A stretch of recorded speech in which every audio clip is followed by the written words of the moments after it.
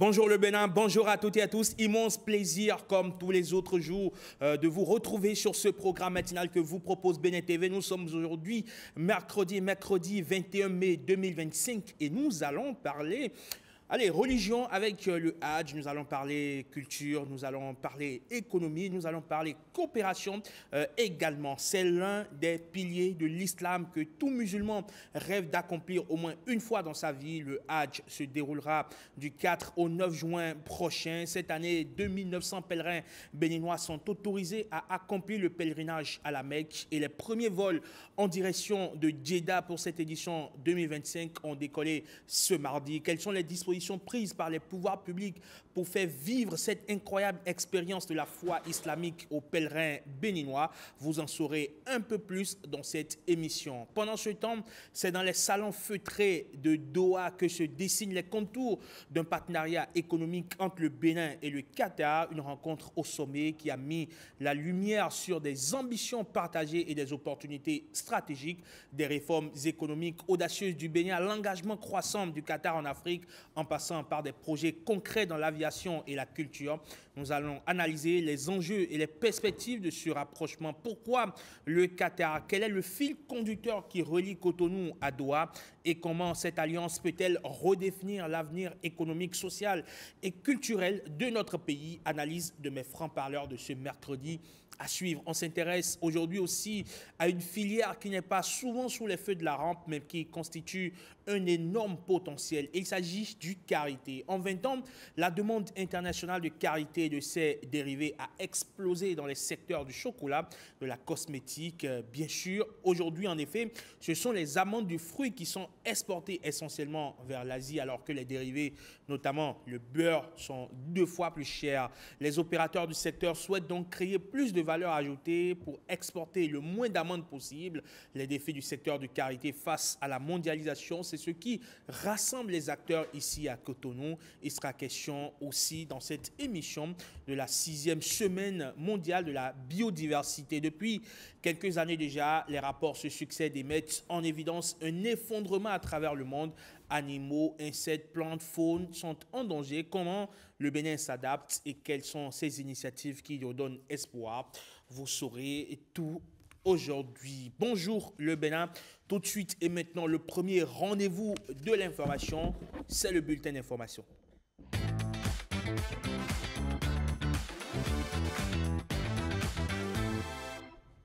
Le bulletin d'information de Fiefam Salomé Atali dit bonjour. Bonjour. Comment allez-vous? Très bien, Herman. Encore une autre journée, je me porte très bien, encore une autre journée pour nous servir l'information. C'est ça. L'information d'ici en un peu plus de 20 minutes, c'est tout de suite. Mesdames, Messieurs, bonjour. Bienvenue au bulletin d'information que nous démarrons par cette actualité. Au Qatar, la visite de travail du président Patrice Talon s'est poursuivie. Lundi 19 mai, le chef de l'État a exploré le prestigieux musée national du Qatar, une merveille architecturale inspirée de la rose des sables. Plusieurs signatures d'accords et de protocoles ont été par ailleurs signées par le président Patrice Talon et le président du Qatar, je veux dire l'émir du Qatar, en marge de la visite officielle. Plus de précisions avec Jérôme Hongbor et Mohamed Bio. Le musée national du Qatar est une œuvre d'un prestige extraordinaire qui force l'admiration. L'accueil chaleureux offert par la présidente du musée, son Excellence Sheikha Al-Mayassa bint Ahmad bin Khalifa Al-Thani, débouche sur une séance de travail explorant les potentialités de coopération culturelle entre le Bénin et le Qatar. Ce musée, qui raconte l'histoire du Qatar, de ses origines géologiques à son développement moderne, a offert au président Patrice Talon une immersion dans la riche histoire et le patrimoine culturel du pays. La visite guidée a permis de découvrir les 11 galeries permanentes du musée qui abritent des artefacts emblématiques tels que le tapis de perles de Baroda et des expériences immersives utilisant des technologies de pointe. Le président Patrice Talon a été particulièrement impressionné par l'intégration du palais historique du cheikh Abdullah bin Jassim Al Thani au cœur du musée, témoignant de la transformation du Qatar.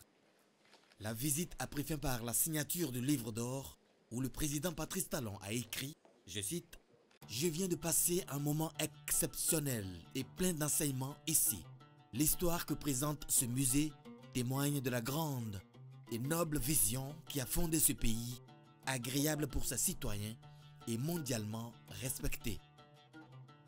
Que vive le Qatar et l'amitié bénino-qatari. » Fin de citation.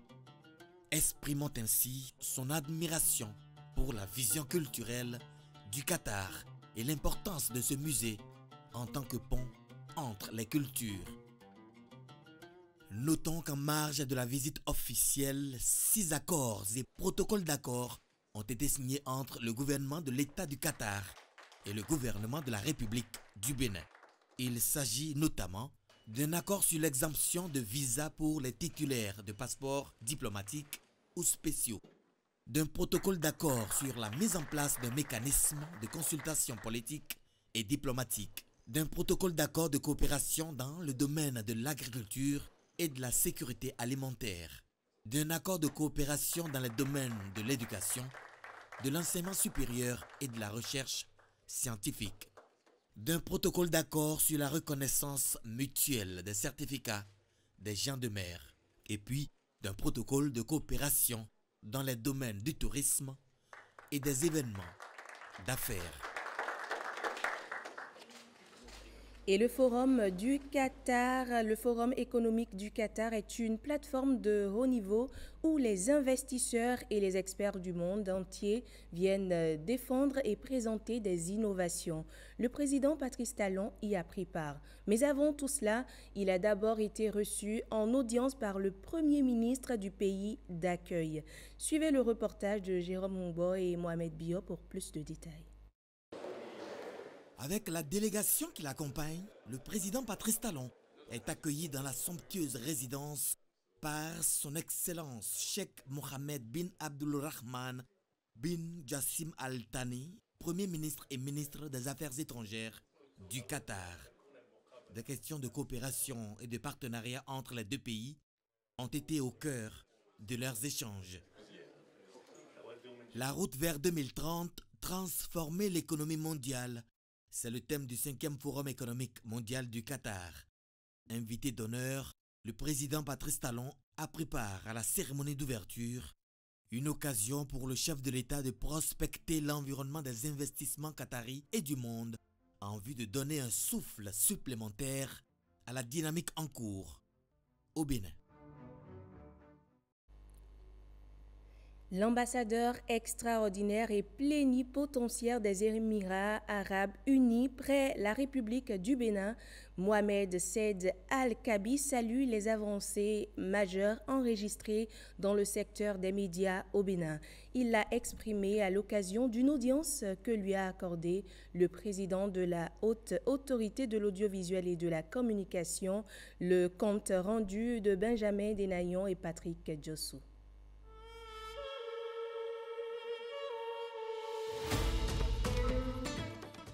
Les Émirats arabes unis. Un État fédéral constitué de 7 Émirats.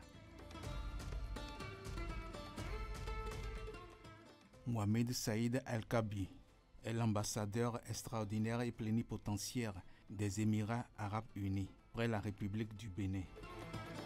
En compagnie d'une délégation, l'ambassadeur est reçu par Edouard Kokou-Loko, président de la ACA. Objectif: féliciter la 7e mandature de la ACA pour la nouvelle dynamique de régulation des médias béninois. Exprimer la volonté émirati d'accompagner l'instance béninoise de régulation dans la modernisation du secteur médiatique au Bénin.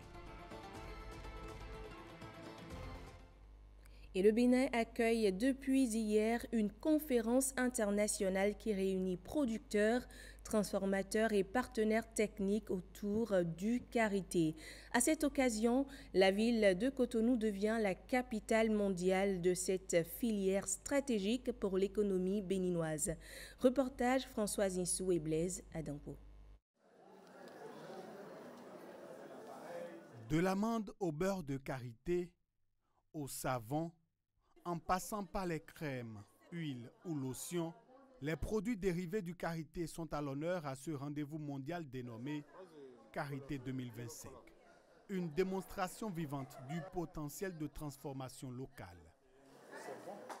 En 2024, le Bénin a produit plus de 92 000 tonnes d'amandes sèches pour plus de 280 tonnes de noix ramassées. Mais l'abattage incontrôlé des arbres karité menace la durabilité de la filière. Sans nos arbres, il n'y a pas de karité. Et sans karité, notre avenir est compromis. À cela s'ajoute la problématique de la commercialisation. Sur plus de 116 000 tonnes écoulées cette année, une large part provient encore des stocks de 2023. Cette rencontre va permettre de mener des réflexions sur le commerce gagnant-gagnant.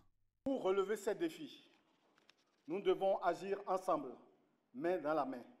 Nous avons tous un rôle à y jouer. Ces défis appellent des réponses ambitieuses, efficaces, une coopération renforcée et une mobilisation commune des États, des entreprises, des ONG, mais aussi des partenaires techniques et financiers. À travers cette conférence, les acteurs affichent leur volonté de passer à une filière plus intégrée et plus rentable. Un défi qui exige engagement, coordination et innovation. La filière karité a déjà démontré son grand potentiel économique et social pour des milliers de foyers, et pour les femmes en particulier, où elles sont représentées en très grand nombre. Et nous sommes prêts à continuer à accompagner cette filière à l'avenir. Le karité béninois se transforme, s'exporte et s'impose comme un produit d'avenir. Les abeilles ont été célébrées hier 20 mai à l'occasion de la journée mondiale que leur consacrent les Nations Unies. Une occasion pour sensibiliser sur l'importance cruciale des pollinisateurs et les menaces qui pèsent sur eux. Mais pourquoi les abeilles sont-elles si précieuses pour notre écosystème? Élément de réponse avec Yabi Florentin Agani, producteur, promoteur apicole, au micro d'Amandine Agnambossou et Bénédicte Bossou.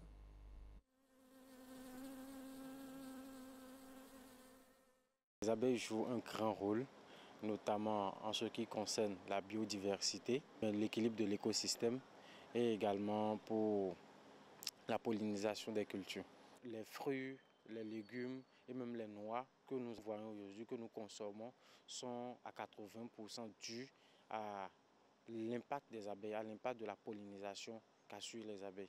La première menace aujourd'hui, c'est l'homme. Il y a le vandalisme des ruches, des gens vont dans la brousse. Quand ils voient les abeilles, déjà le premier réflexe c'est « Ah, il y a les abeilles, je vais chercher le miel ». Donc les gens se mettent le feu pour détruire les colonies d'abeilles un peu partout, que ce soit sauvagement ou bien même lorsque nous faisons l'élevage dans nos ruches. Quand les gens passent dans la brousse, ils voient les abeilles. Ils vont avec le feu la nuit pour détruire les abeilles. Nous devons aujourd'hui sensibiliser le maximum de personnes, notamment les acteurs agricoles, à adopter les pratiques culturelles pour protéger les abeilles. Si vous voyez les abeilles quelque part et vous vous sentez en danger, ne les tuez pas, ne prenez pas des mesures agressives. Appelez à la rigueur, appelez un apiculteur pour que celui-ci quand même puisse vous donner la conduite à tenir ou bien celui-ci puisse venir quand même récupérer ces essaims ou bien ces colonies d'abeilles.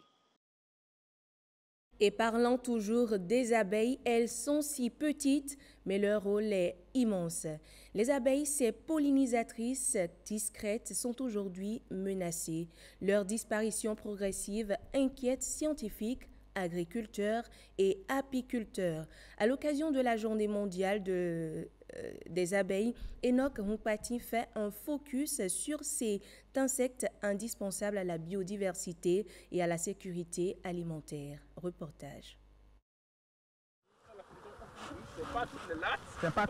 Elles bourdonnent, fécondent et nourrissent la planète. Et pourtant, les abeilles disparaissent chaque année. Les abeilles sont traquées.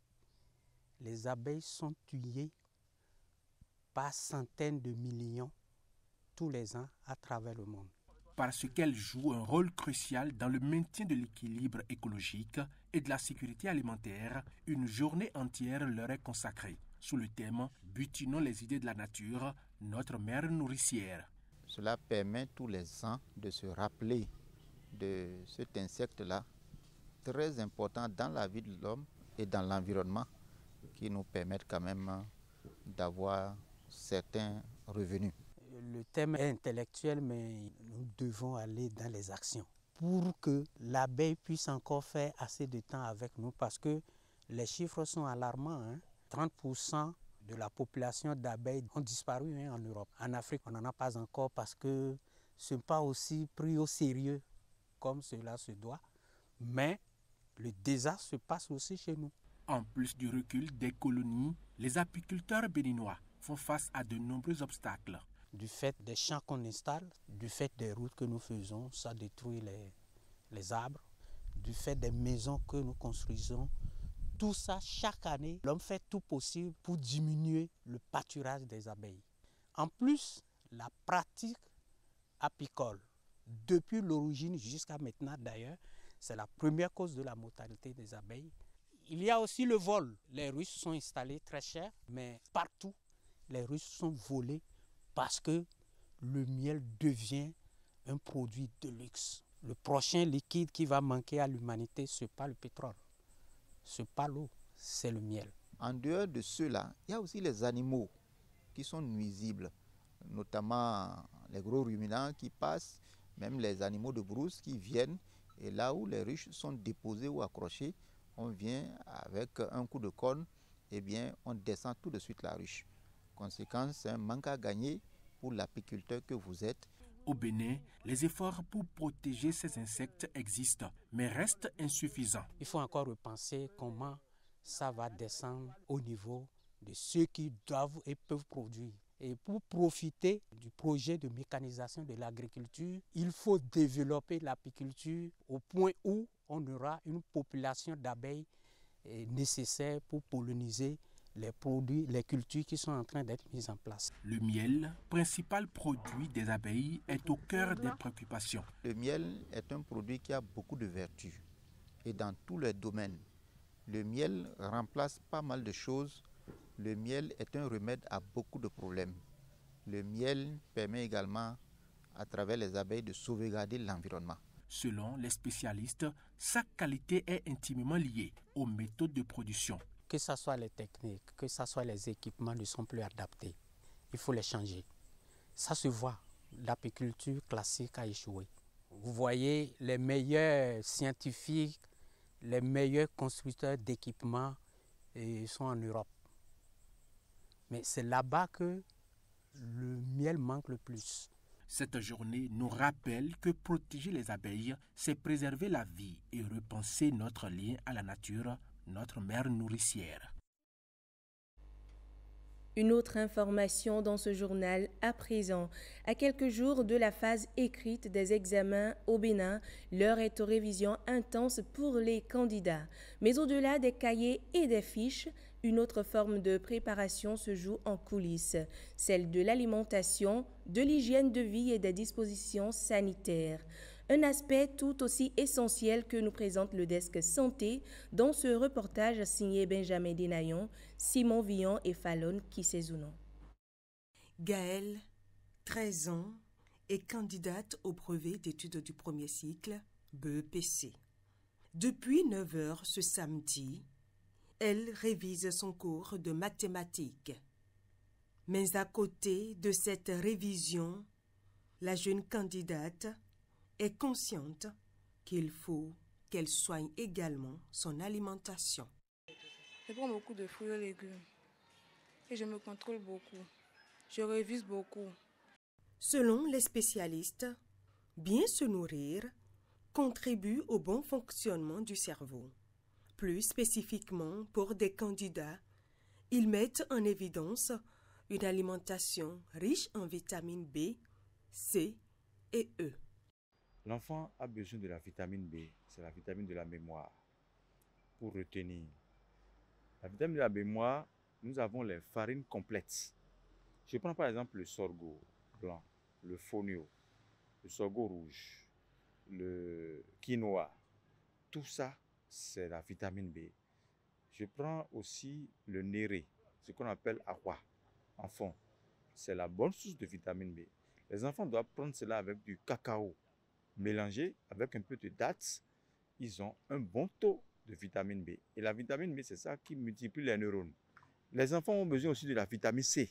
Il faut leur donner beaucoup d'oranges, mandarines, pamplemousse, citron, baobab, tamarine noire qu'on appelle la soin-soin. Il faut donner aussi aux enfants la vitamine E. La mangue, nous sommes en temps de mangue, il faut leur donner. Outre la nourriture, une bonne hygiène de vie est également recommandée aux candidats. Il est important d'avoir au moins ou tout au moins environ 8 heures de sommeil par jour. Donc 8 heures moins les 24 heures, je pense qu'il reste 16 heures. Et les parents doivent s'organiser pour que les enfants puissent se respecter, même si ce n'est pas en totalité, même s'ils doivent fractionner ces 8 heures de sommeil, là, il faut qu'ils les aient. C'est important de dormir sous moustiquaire, surtout en cette période de pluie. Il faut désinfecter l'environnement par des insecticides et surtout dormir sous moustiquaire. À la veille de l'examen, mis à part la mémoire, c'est tout le corps qui est sollicité. Une bonne alimentation, du repos et des règles d'hygiène strictes se présentent comme des alliés incontournables. Et ça, Gaël et ses parents l'ont déjà compris. Et voici une initiative qui célèbre l'excellence. L'association de développement Plewanou a récompensé les meilleurs élèves de l'arrondissement de Glodjigbe. À l'occasion, les mérites d'autres acteurs de la chaîne de l'éducation ont été reconnus également. Le point de la cérémonie avec Bruno Soali et Wenceslas Aouimon. Engagée plus que jamais à promouvoir l'excellence en milieu scolaire, l'association Plewanou réédite son initiative de l'an dernier, celle de mettre sur un piédestal les élèves les plus brillants qui ont marqué l'année scolaire 2023-2024 de leurs exploits. À nos lauréats, vous êtes la preuve que l'effort et la passion mènent loin. Continuez à viser haut, à croire en vos rêves et à porter fièrement les couleurs de notre arrondissement. Votre présence ici est la preuve tangible que l'effort, la discipline et la rigueur paient toujours. À Glodjigbe, l'association de développement Plewanou et ses partenaires ont déroulé le tapis rouge à ces élèves qui se sont distingués dans l'arrondissement aux examens. Mais cette deuxième édition porte une particularité dans son organisation, celle d'élargir le cercle des lauréats à d'autres entités du monde de l'enseignement. Cette édition pour nous est spéciale.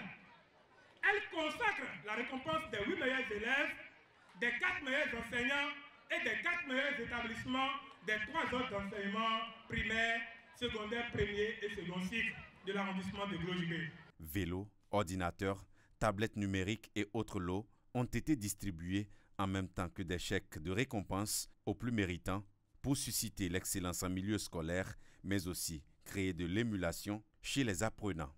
Si l'excellence scolaire était comparable à un film, j'aurais souhaité que l'élève de Glodjigbe soit l'acteur principal de ce film et qui se rappelle de cette phrase « Qu'est-ce que le meilleur ou le premier devant moi a plus que moi ?» Cet investissement de l'association de développement Plewanou, aux côtés de ses partenaires au profit du monde scolaire, est un pas posé pour tirer de Glodjigbe des hommes et femmes au parcours scolaire inspirant pour les générations à venir. Place à présent au calendrier d'animation des marchés. Quels sont les marchés qui s'animent ce mercredi 21 mai 2025? Regardez.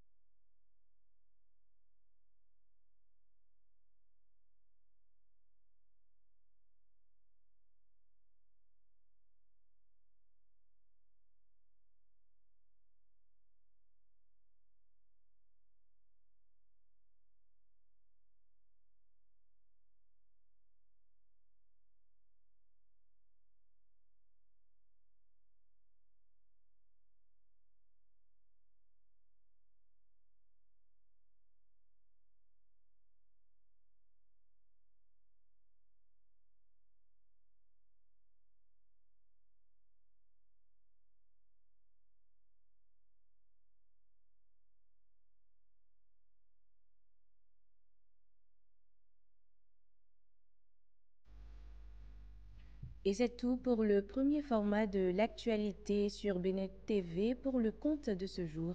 Merci et à très bientôt. Merci Fifamin, on se retrouve très bientôt par ici sur Bonjour le Bénin. Avec plaisir. Vous passez une excellente journée. Merci à vous bonne aussi. fin de semaine à vous. Merci. Allez, on retrouve Marcel Arrossi pour la revue des titres.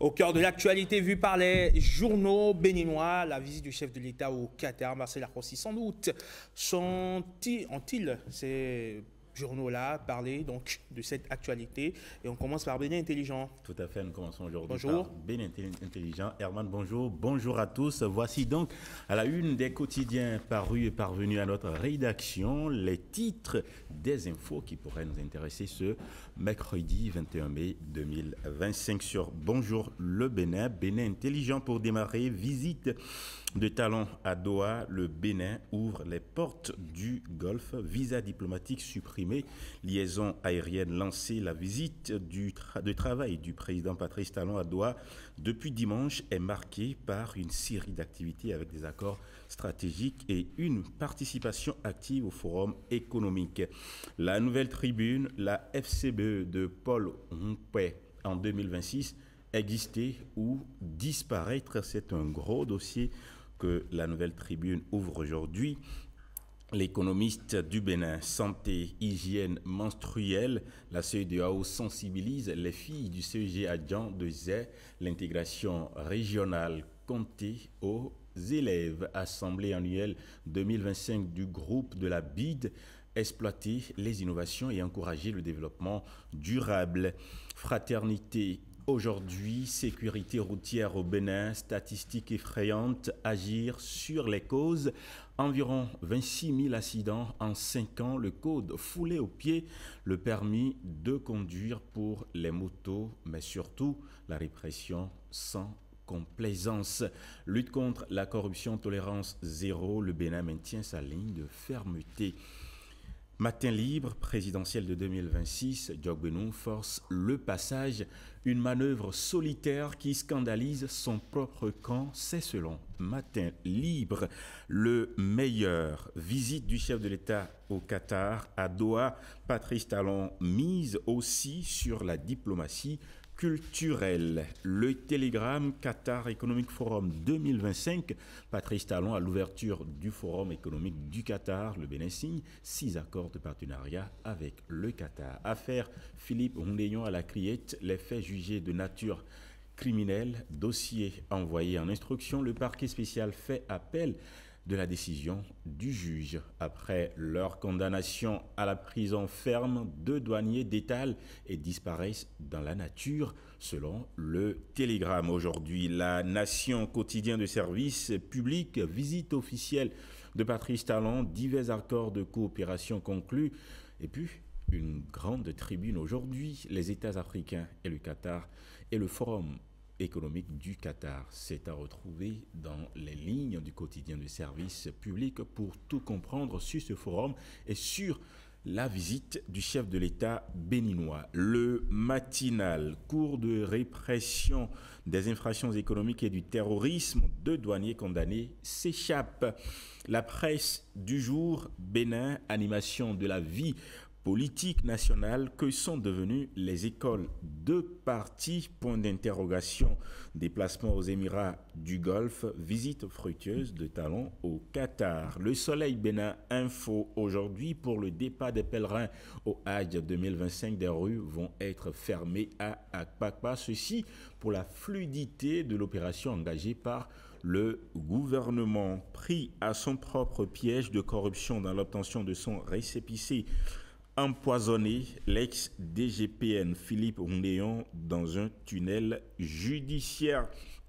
L'emblème du jour, quitus fiscal pour les élections générales de 2026, les potentiels candidats invités à se mettre déjà en règle. L'événement précis, Stéphane Monde, ambassadeur de l'Union européenne au Bénin, invité de sous l'arbre à palabre de l'événement précis, déclare l'Union européenne continuera à appuyer les efforts du Bénin. C'est à retrouver aux pages 5, 4, 5, 6, 7, 8 et 9 de l'événement précis paru ce jour. Le potentiel affaire de présumée corruption au ministère de l'Intérieur et de la Sécurité publique. À la criette, glaive levée, balance en main, Mario Metonou va trancher. Le chef des libéraux est co-accusé. Au menu, reste à connaître la cuisson. Richard Boniorou et le libéral décapité ce jour. C'est avec un point d'interrogation. Cantine scolaire dans les collines à Savet, des vivres volés en plein jour à l'EPP à Caen. Le voleur a dit être l'émissaire du directeur d'école pour tromper la vigilance des riverains. Liste exhaustive des produits soustraits. Une enquête policière déjà ouverte sur plainte à découvrir avec le potentiel aujourd'hui. Wakat Sira, la bataille feutrée pour la présidence de la BAD entre stratégies africaines et jeux d'influence internationaux à quelques jours du vote à Abidjan. La succession d'Akinwumi à Dessina à la tête de la BAD s'intensifie en coulisses. Dossier à retrouver avec le confrère du Burkina Faso. Le pays fouille au cimetière militaire de Tiaroy. Les tombes vont-elles enfin parler? Nous sommes au Sénégal. Wakatsira, massacre de Tiaroy, des fouilles pour déterminer le nombre de tirailleurs tués. Le Sénégal entame donc depuis hier, mardi 20 mai 2025, des fouilles pour déterminer le nombre de tirailleurs tués lors du massacre de Tiaroy qui a eu lieu, on se rappelle encore, en 1944. Voilà pour les titres, la revue de presse dans un instant. Merci Marcel et à tout à l'heure. À tout de suite. Bonjour, le Bénin va se poursuivre. Derrière, il y aura la première rubrique économie de cette émission où on s'intéresse à la filière karité. Mais avant, on prend une pause. Derrière, on retrouve notre invité.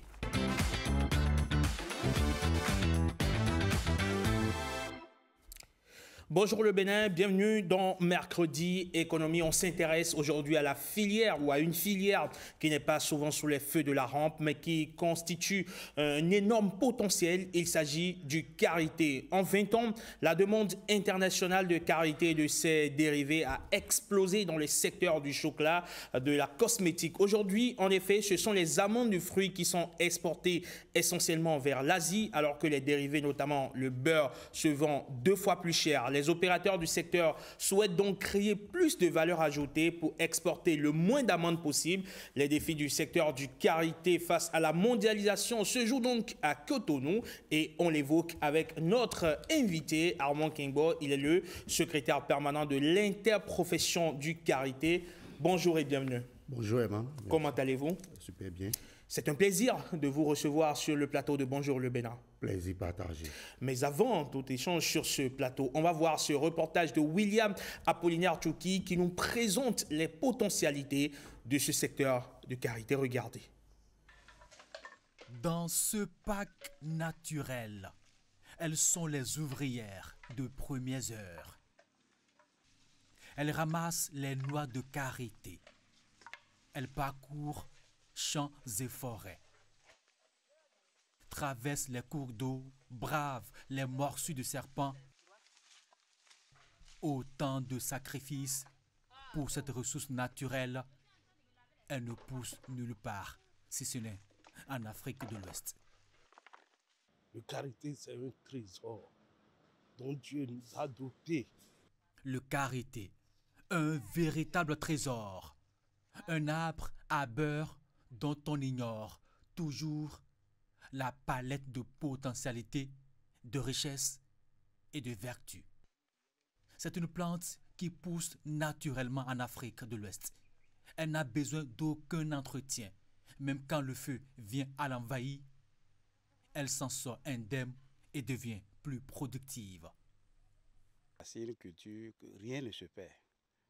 Des racines, en passant par le tronc, l'écorce, les feuilles, le fruit, tout est important. Le beurre de karité, encore appelé l'or des femmes, n'a rien à envier à l'huile d'olive. Il est bourré de vertus et prisé par toutes les industries de cosmétiques et de beauté à travers le monde. Pour eux, rien du tout. On sacrifie le karité. Si c'est pour faire un mortier, par exemple, on ne trouve pas mieux que d'aller abattre un pied de karité pour vendre le mortier à combien? Au plus à 10 000. Alors que le karité, chaque année, il nous en donne. Et pendant des siècles, il va nous en donner. Le Bénin est aujourd'hui le 4e pays producteur et exportateur de beurre de karité au monde. Le beurre de karité est comestible, sans cholestérol, une bonne graisse alimentaire. En somme. Alors, Armand Kengwa, vous venez de voir ce reportage et vous êtes là pour nous en dire un peu plus sur cette 16e conférence internationale du karité qui a lieu donc à Cotonou. Le reportage dit vrai? Oui, le reportage dit vrai. Le karité, c'est un produit à très grande valeur ajoutée dans les pays producteurs, ce qui a fait qu'on s'est réunis à Cotonou pour cette session du 19 au 21 pour discuter de l'industrie mondiale du karité, des défis qui se posent à nous et proposer des pistes de solutions pour pouvoir assurer l'approvisionnement et préserver également les packs à karité. Et pourquoi le Bénin a-t-il été choisi pour accueillir cet événement? C'est pour la 3e fois, non? C'est pour la 3e fois.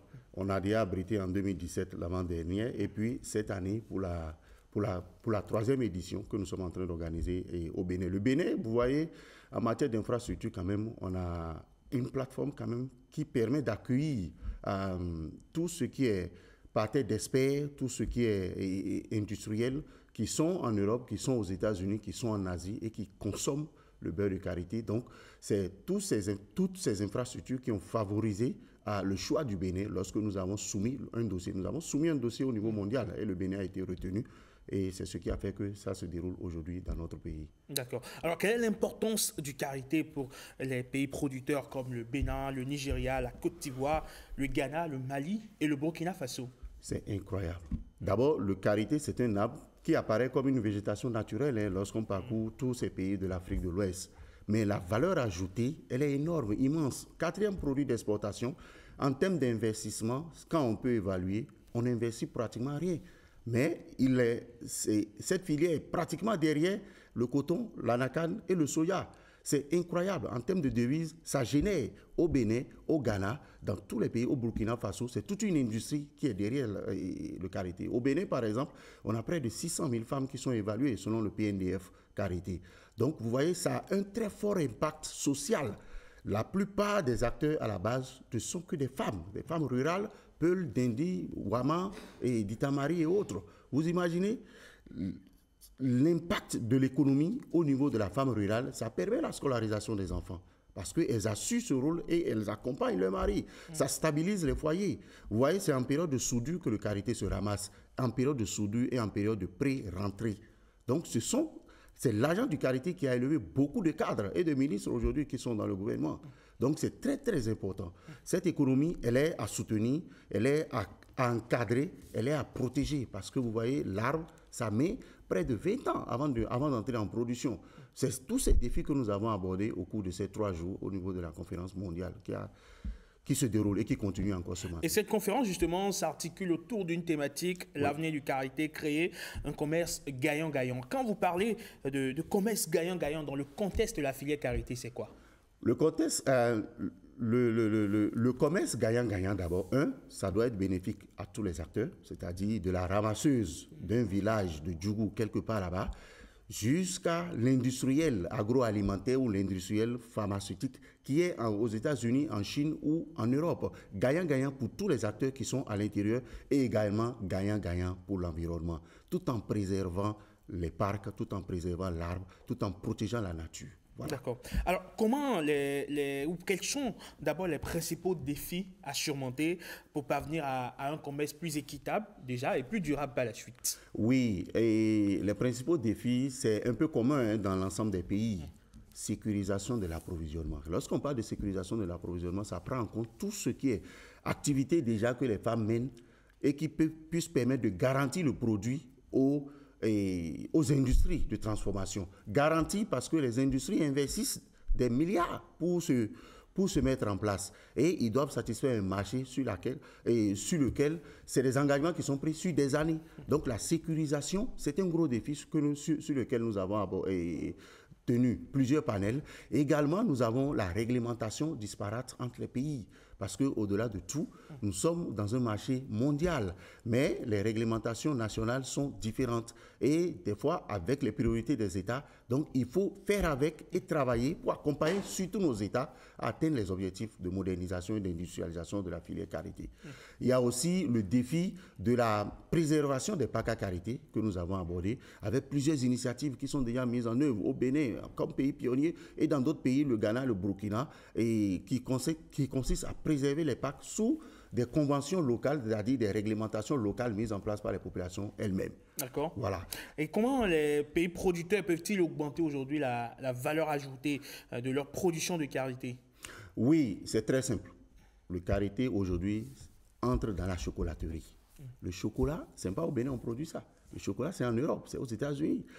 Étant donné que le karité est un concurrent du cacao, c'est-à-dire lorsque les cours de l'un ou l'autre montent, on prend l'autre comme substitut, c'est déjà le premier facteur qui a entraîné cette croissance sans limite depuis près de 10 ans, où chaque année la demande est très forte. Et cette demande maintenant, c'est un challenge qui se pose à nous parce que nous devons satisfaire cette demande l'ensemble des pays. C'est pourquoi nous nous sommes organisés en un réseau mondial qu'on appelle l'Alliance globale du karité. Nous sommes membres. C'est comme une fêtière mondiale que nous avons mise en place et qui est basée à Accra. Donc, cette alliance nous a amené quand même avec l'interprofession karité Bénin au Bénin et a accueilli tous nos hôtes de tous les pays, les industriels et autres, afin qu'on puisse réfléchir à tête reposée sur l'ensemble des solutions possibles. Et il y en a eu, on en a noté suffisamment que nous allons transmettre au ministre du Commerce, de l'Industrie et au ministre de l'Industrie et du Commerce, également au ministre de l'Agriculture, de l'Élevage et de la Pêche. Et les autres pays aussi feront de même dans leur pays à la fin de la conférence. Justement, vous étiez en train de parler de ce potentiel-là du karité sur le marché mondial de la cosmétique, de l'agroalimentaire et d'autres industries. Est-ce qu'on a des chiffres aujourd'hui dans ce sens? Bon, les chiffres existent. Nous avons des rapports des études qui ont été réalisées avec la FAO et avec la LMC. Il faut noter que la demande mondiale, elle est satisfaite à peu près 50 ou 60%. Donc, elle demeure encore très forte au niveau mondial et les attentes sont là. Le karité, aujourd'hui au Bénin, par exemple, n'est pas exploité à son plein potentiel parce que les estimations donnent le fait qu'on a accès à peu près à 50% de ce qui est disponible. Le reste est très éloigné des villages. Ça se trouve dans les forêts classées, ça se trouve dans les zones très éloignées où la sécurité, vous voyez, est un peu... Voilà, l'inquiétude pour les femmes pour se rendre à 30 km de leur village pour aller ramasser, elle est de mise. Mais nous travaillons avec tous ceux qui sont des acteurs qui tournent autour de ces packs ou de ces ressources, réserves, sous protection, par exemple, au Bénin, par la DGFC, la Direction générale des eaux, forêts et chasses. Nous travaillons à travers plusieurs initiatives. Et eux aussi nous accompagnent à travers d'autres projets qu'ils montent en leur sein, mais qui impactent la filière karité. D'accord. Alors, on sait que le karité, c'est ce que je peux appeler un arbre roi parce qu'il a choisi de pousser dans un territoire, sur une surface géographique donnée, notamment en Afrique de l'Ouest. Est-ce qu'il y a aujourd'hui des recherches pour pouvoir l'étendre, pourquoi pas, dans d'autres régions? Oui, pour le moment, l'extension au niveau de l'Europe ou des autres pays a montré sa limite. Sinon, aujourd'hui, on aurait déjà des plantations créées en Europe et autres concurrentielles. Parce que la croissance, elle est très lente. C'est une espèce très longevive, comme je l'ai dit. Et les recherches, c'est-à-dire les aspects que nous sommes en train de prioriser, c'est beaucoup plus comment avoir des variétés à cycle court. Et pour cela, nous avons réuni les experts du monde. ICRAF était là. Nous avons également amené le CIFOR. Nous avons amené l'INRAB. Les institutions de recherche du Ghana, du Burkina, ils étaient réunis. Et nous avons discuté, nous avons vu comment les avancées ont eu lieu. Et la Côte d'Ivoire également a présenté des résultats quand même très encourageants au niveau de la biotechnologie, avec des vitroplans de karité, c'est-à-dire des plants produits à partir des prélèvements de tissus de l'arbre, simplement pour produire un nouveau individu. Et nous avons vu ces images. Maintenant, c'est le suivi dans le temps pour voir, est-ce que c'est en 10 ans, est-ce que c'est en 5 ans que ces nouveaux individus ou ces nouvelles variétés vont entrer en production. Nous y travaillons. Nous travaillons également sur le greffage du karité.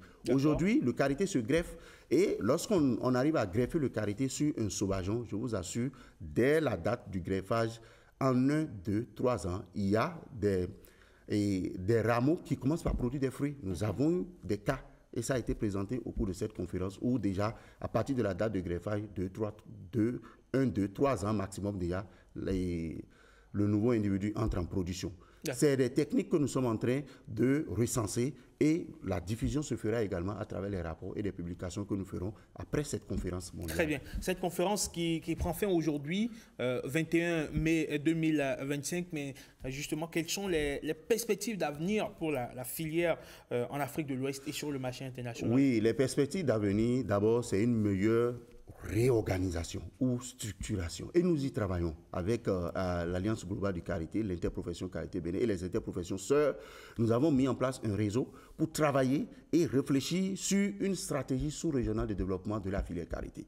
Donc je suis dans ce comité, nous y travaillons depuis pratiquement 1 an pour sortir le document stratégique qui impactera tous les pays de l'Afrique de l'Ouest et l'investissement qu'il faut également. Donc, nos pays peuvent s'inspirer de ce document de stratégique sur lequel nous travaillons pour prévoir les investissements au niveau de la filière carité. C'est inédit. Également, au niveau des pays, par exemple au Bénin, la structuration ou le renforcement de la structuration dans laquelle nous sommes aujourd'hui est très important. Et ça, là, c'est la Chambre d'agriculture, c'est avec la Chambre d'agriculture, la Chambre nationale d'agriculture que nous sommes en train de travailler là-dessus. Le gouvernement est prêt quand même à nous accompagner. On a déjà eu ce feedback et nous sommes en train de monter tout ce qu'il faut, les TDR et autres, pour pouvoir lancer les activités et nous réorganiser réellement tel que ça peut permettre d'impacter tous les acteurs, enlever les acteurs indirects qui sont dans la filière et garder l'essentiel de ceux qui réellement vivent et dépendent exclusivement du fruit de carité. Et pour ce qui est de la transformation locale, où en est-on? Parce qu'on sait que la plupart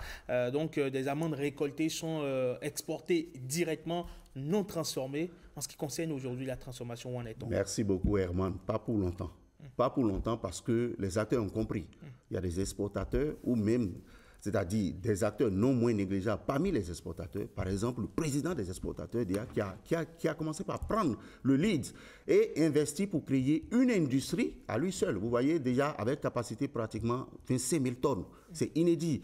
Nous avons également des investissements au niveau de la G10, Glodjibé Industrial Zone, où nous avons une unité de près de 50 000 tonnes déjà en place et qui a démarré sa production cette année. Vous voyez, avec les capacités existantes dans le passé, déjà, avec d'autres acteurs tels que Fluidor et autres, qui ont une capacité non négligeable, nous avons déjà atteint la capacité maximale que nous avons déjà atteint en termes de production d'amandes jusqu'à aujourd'hui. On peut dépasser cette capacité en termes de production plus tard, mais pour le moment, les moyennes, nous tournons autour de 80 000 tonnes. Et ces 80 000 tonnes ont déjà une disponibilité en termes d'usines qui puissent transformer ça dans le pays. Donc, la vision de l'État en termes d'industrialisation, nous sommes là-dessus. Nous sommes en train de réfléchir déjà, même avec Madame la ministre, nous avons eu des sessions où nous réfléchissons déjà comment sécuriser l'approvisionnement des industries locales qui sont là. On ne peut pas se développer sans industrialisation. Ça, on n'a jamais vu ça. Tous les pays qui se sont développés, c'est grâce à l'industrialisation. Ce n'est pas une alchimie, ce n'est pas un mensonge, ce n'est pas un fait de caporalisation. Non, l'industrialisation est inédit. Nous n'avons aucun choix, nous devons passer par là et nous y travaillons. On s'apprête déjà entre acteurs, on se sensibilise, mais nous allons aller à la vitesse croisière pour impacter tout le monde. Quelles sont les recommandations, pour finir, vos recommandations pour les gouvernants, donc les organisations internationales, les entreprises et les producteurs afin de maximiser ce potentiel-là de carité? Oui, nous, nos recommandations, c'est que le marché s'étende, c'est-à-dire que les besoins d'approvisionnement s'étendent. Lorsque les besoins d'approvisionnement s'étendent, le prix suit. Le prix suit, ça c'est automatique. Donc nous crions aujourd'hui que les femmes ne gagnent pas trop assez. Effectivement, elles sont à la base, elles ramassent, mais elles ne gagnent pas trop assez. Mais tout ça c'est lié à la faible concurrence. C'est vrai, les gens prennent, mais ils prennent pour aller transformer dans leur pays. Mais dès que la concurrence locale va s'installer et qu'on a une capacité suffisante, le prix va suivre naturellement. Et les femmes seront sécurisées, elles vont recevoir réellement ce qu'il faut en termes de dépenses, tout ce qu'elles consacrent pour aller ramasser dans les forêts et autres, et elles vont en jouir. Très bien. Merci beaucoup à vous, Armand Kengbo. Vous êtes le secrétaire permanent de l'interprofession carité du Bénin. Merci d'être passé sur Bonjour le Bénin. Nous, merci beaucoup. Approfondir, on va dire, ces réflexions-là qui se dessinent à Cotonou, les réflexions autour de la filière carité. Vous quittez ici, c'est pour, je ne sais pas, vous rejoindre vos pairs. Les panels, pour la suite des panels. Vous passez une excellente journée. Merci beaucoup à vous. Et bonne réflexion à vous. Allez, Bonjour le Bénin. Nous allons nous intéresser à présent au Hadj 2024. 2025, on sait que les premiers vols ont commencé par embarquer depuis hier. Nous allons vous en parler derrière. On va parler environnement avec la semaine nationale de la biodiversité. Tout de suite, le Hadj.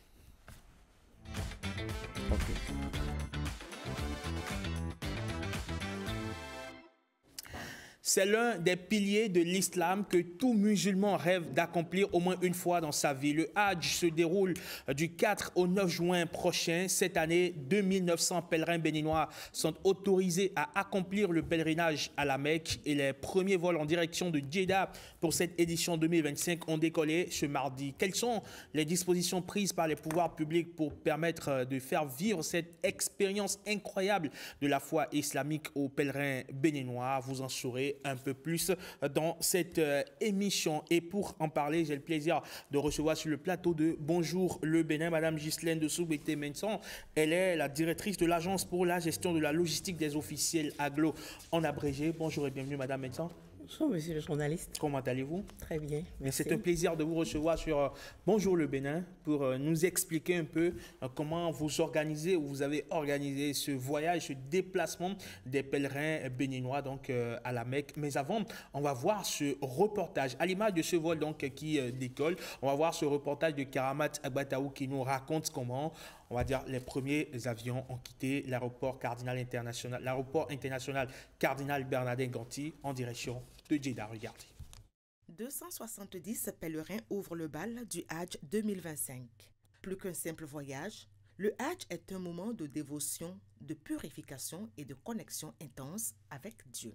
En tant qu'une musulmane, c'est une obligation si tu as les moyens d'aller. Ce n'est pas que c'est pour un plaisir que je vais à la Mecque. C'est recommandé. Si nous effectuons ce pèlerinage, d'abord c'est pour aller prier pour nous-mêmes, après c'est pour prier pour la nation béninoise, surtout le chef de l'État. L'Agence pour la gestion de la logistique des officiels rassure d'une parfaite organisation avec un relèvement du niveau de standing. Toutes mesures qui répondent aux attentes des fidèles. Lorsque les pèlerins viennent du nord en majorité, ils sont accueillis sur le site d'accueil où ils peuvent passer 24 heures avant le lendemain de prendre leur vol tranquillement et de partir. Il n'y a rien qui en manque. Les logements, les douches, tout ça là, tout est appréciable, c'est bon. Moi je crois qu'il n'y a même plus de souffrance. Comme en temps il y avait de souffrance, nous on n'a même pas vécu ça. La majorité des pèlerins embarqués proviennent du Septentrion. Le premier vol sur les 8 prévus en attente de décoller. Rien ne manque pour un séjour apaisé. Pas de crainte à avoir. Toutes les dispositions sont prises pour eux et que le Seigneur les accompagne et que le séjour se déroule bien là-bas. Le président de la République et tout son gouvernement souhaitent un bon voyage à tous les pèlerins. Toutes les diligences ont été faites au pays. Soyez rassurés, vous serez accompagnés. Vous serez accompagnés jusqu'à la Mecque durant tout le pèlerinage et jusqu'au retour au Bénin. Tout concourt à un séjour en Terre Sainte agréable pour les fidèles musulmans béninois. Le dernier de la série des vols de 8 est prévu pour le 27 mai prochain. À l'instant, donc, ce reportage de Karamat Agbataou. Madame de Soubété-Menson, est-ce que vous pouvez nous expliquer un peu le rôle que joue l'AGLO dans l'organisation du Hadj?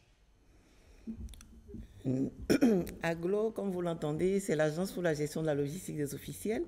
Elle a vraiment pour mission de mettre à disposition du personnel de l'État et des autres de marque les moyens de déplacement. Ça voudra dire aussi bien les billets d'avion pour les missions à l'extérieur, assurer également le déplacement des hôtes de marque lorsqu'ils viennent au Bénin, mettre également à disposition les véhicules administratifs de fonction et les véhicules de service. Et outre ces missions, AGLO est chargé vraiment d'organiser, de superviser l'opération Hadj. Et cette année, l'édition 2025 est la 4e édition depuis les réformes engagées par le chef de l'État. Donc, le quota pour le Bénin cette année est de 2300 pèlerins. Et vous verrez, nous aurons 8 vols qui partiront cette année. Et le premier vol est parti hier, donc jusqu'au 27. Nous aurons tous les jours un vol avec 270 passagers. Et comme vous l'avez entendu tout à l'heure, beaucoup de pèlerins l'ont dit, Le Hajj n'est pas une activité qu'on fait par plaisir, c'est quelque chose qu'on fait pour soi, pour la foi qu'on porte. Et cette activité a autant d'importance pour l'État qu'elle a mis toutes les dispositions qu'il faut pour que ce soit une activité réussie. Et donc, depuis, je vais dire, le dernier Hajj 2024, c'est vraiment sans répit jusqu'à aujourd'hui. Et les activités se sont poursuivies les unes après les autres. Il y a eu un planning qui a permis déjà à toute une équipe d'aller en Arabie Saoudite pour réserver les logements pour nos pèlerins et également faire toutes les diligences nécessaires en matière de restauration.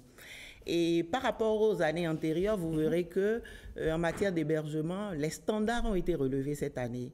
Et même les chambres qui étaient réservées et que le prestataire louait pour accueillir 5 ou 6 personnes, le Bénin dit nous ne mettons pas plus de 4 personnes dans les chambres. Donc c'est pour dire qu'il y a un certain confort pour nos pèlerins. Vous aurez également des chambres de 2 lits. Et en matière de restauration, toutes les dispositions ont été prises pour que même des cuisiniers béninois partent avec la délégation pour prêter main forte aux restaurateurs là-bas pour avoir des plats de bonne qualité. Très bien, justement parce que par le passé, les pèlerins ont pointé du doigt la qualité des repas qui leur ont été servis et également, on va dire, l'inconfort observé dans les chambres qui leur ont été attribuées. J'allais vous demander comment ont été sélectionnés et attribués les lieux d'hébergement des pèlerins. Est-ce qu'il y a déjà une mission sur le site pour être en avant-garde sur les questions?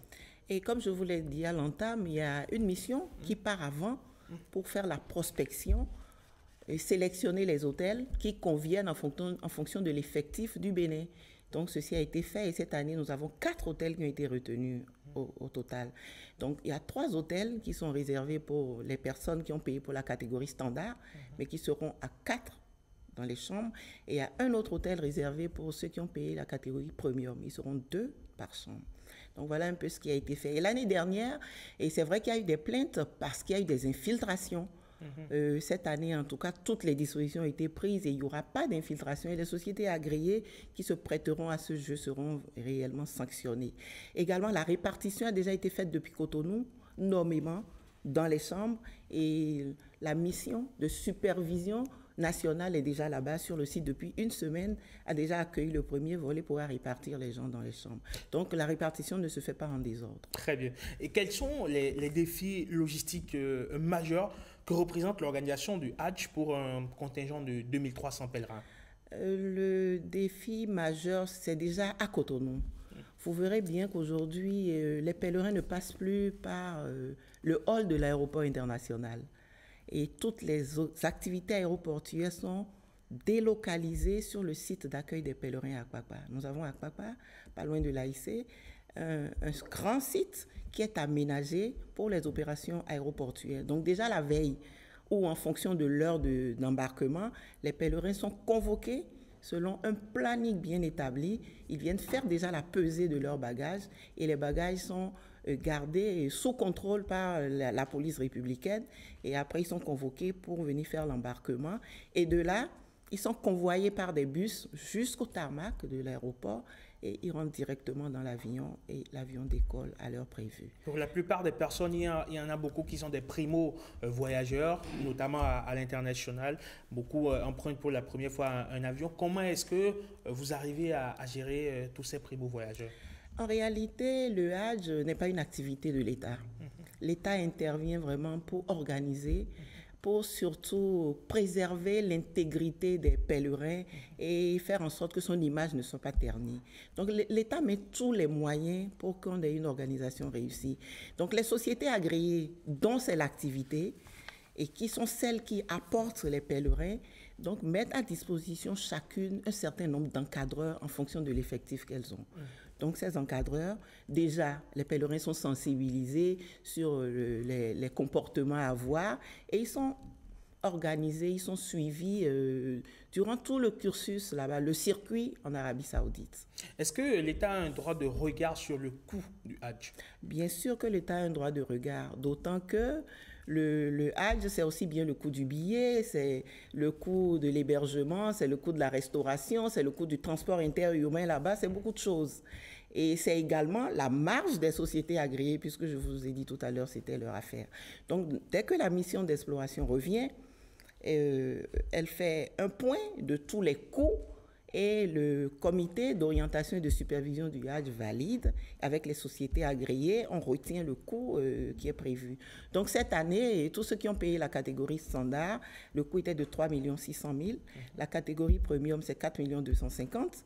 Il y a également la catégorie élite, c'est 3 900 000. Vous me demanderez pourquoi la catégorie élite paye moins cher. Parce que la catégorie élite, elle, s'occupe elle-même de son hébergement. Elle peut aller prendre un hôtel, voilà, les plus huppés possibles. Et vous avez également les pèlerins de la diaspora. Parce qu'il y a des Béninois qui sont à l'extérieur, mais qui sont pris en compte dans le quota du Bénin. Et cette année, nous avons au moins 200 pèlerins de la diaspora. Donc la diaspora, eux, ne payent pas le coût du billet puisqu'ils ne prennent pas l'avion depuis Cotonou. Donc ils partent de leur pays d'origine. Donc là, vous avez ceux qui sont de la diaspora standard, c'est 2 500 000, et ceux qui sont de la diaspora premium, c'est 3 millions de francs CFA. Et l'organisation sur place, comment est-ce que ça se passe? On se déplace en groupe, on a, on va dire, un camp de base où on se retrouve. Comment est-ce qu'on s'organise sur place pour que le séjour se passe bien et en toute quiétude et en toute sérénité? Et lorsque nous avons nos 2300 pèlerins inscrits, nous faisons après une répartition qu'on appelle sur la base des manifestes. Et c'est ces documents-là qui permettent à ces pèlerins de pouvoir embarquer sur le vol. Parce que c'est ces documents qui permettent à l'avionneur d'accepter ces pèlerins sur le vol. Donc, le vol étant de 270, on fait des manifestes par groupe de 270 pèlerins. Et ce travail se fait avec les sociétés agréées en fonction des contraintes des pèlerins qui ont peut-être envie de partir sur le premier ou le deuxième, le troisième. En tout cas, on fait de sorte que les pèlerins soient quand même sous la coupe d'une même société agréée sur un vol. Ça permet de mieux les suivre. Donc, c'est un peu comme ça que l'organisation se fait. Donc, tous les pèlerins qui sont à l'intérieur du pays, la société agréée fait en sorte de leur communiquer le planning pour qu'elles puissent être présentes à l'heure convenue. Donc, ces pèlerins, lorsqu'ils arrivent, ceux du Nord par exemple, ils sont accueillis sur le site d'accueil des pèlerins d'Akpakpa. Et là, nous avons des dortoirs où ils peuvent séjourner en attendant de prendre leur avion le lendemain ou dans la journée un peu plus tard. Est-ce que l'AGLO gère les situations d'urgence ou les imprévus, notamment les pertes de documents, les problèmes de santé? C'est vous ou ce sont les sociétés agréées? Et les problèmes de santé, c'est, je vais dire, AGLO l'État à travers le ministère de la Santé. Et ça fait partie d'ailleurs des conditions pour être éligible au voyage du pèlerinage à la Mecque. Le tout ne suffit pas de payer, il faut être apte, il faut être en bonne santé. D'ailleurs, l'Arabie Saoudite a fixé un âge, je crois que ça doit être 60 ou 70 ans. Quand vous avez 70 ans, vous ne pouvez plus faire le Hajj.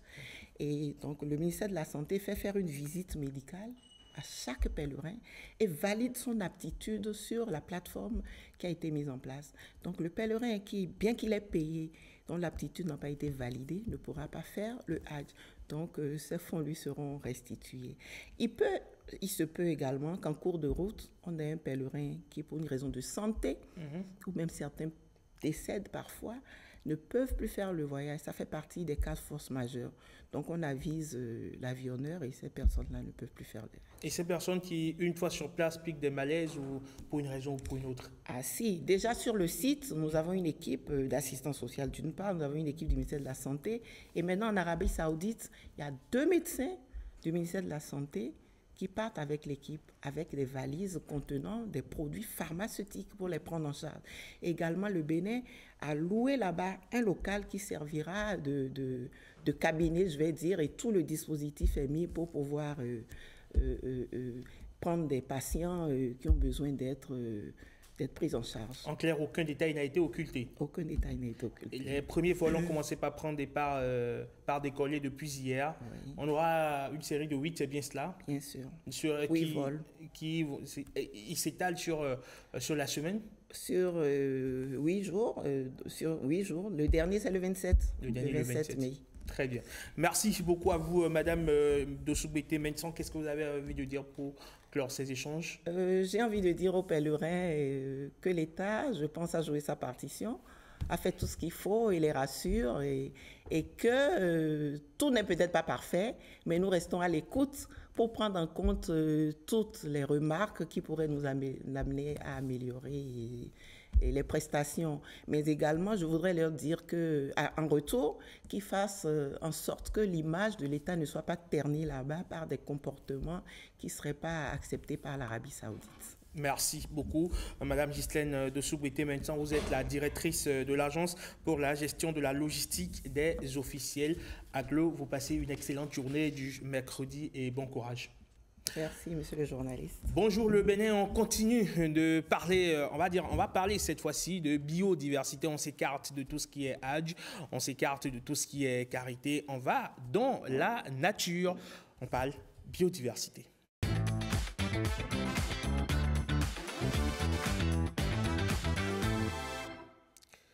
Bonjour le Bénin, nous évoquons la 6e semaine nationale de la biodiversité. Depuis plusieurs années déjà, les rapports se succèdent et mettent en évidence un effondrement à travers le monde.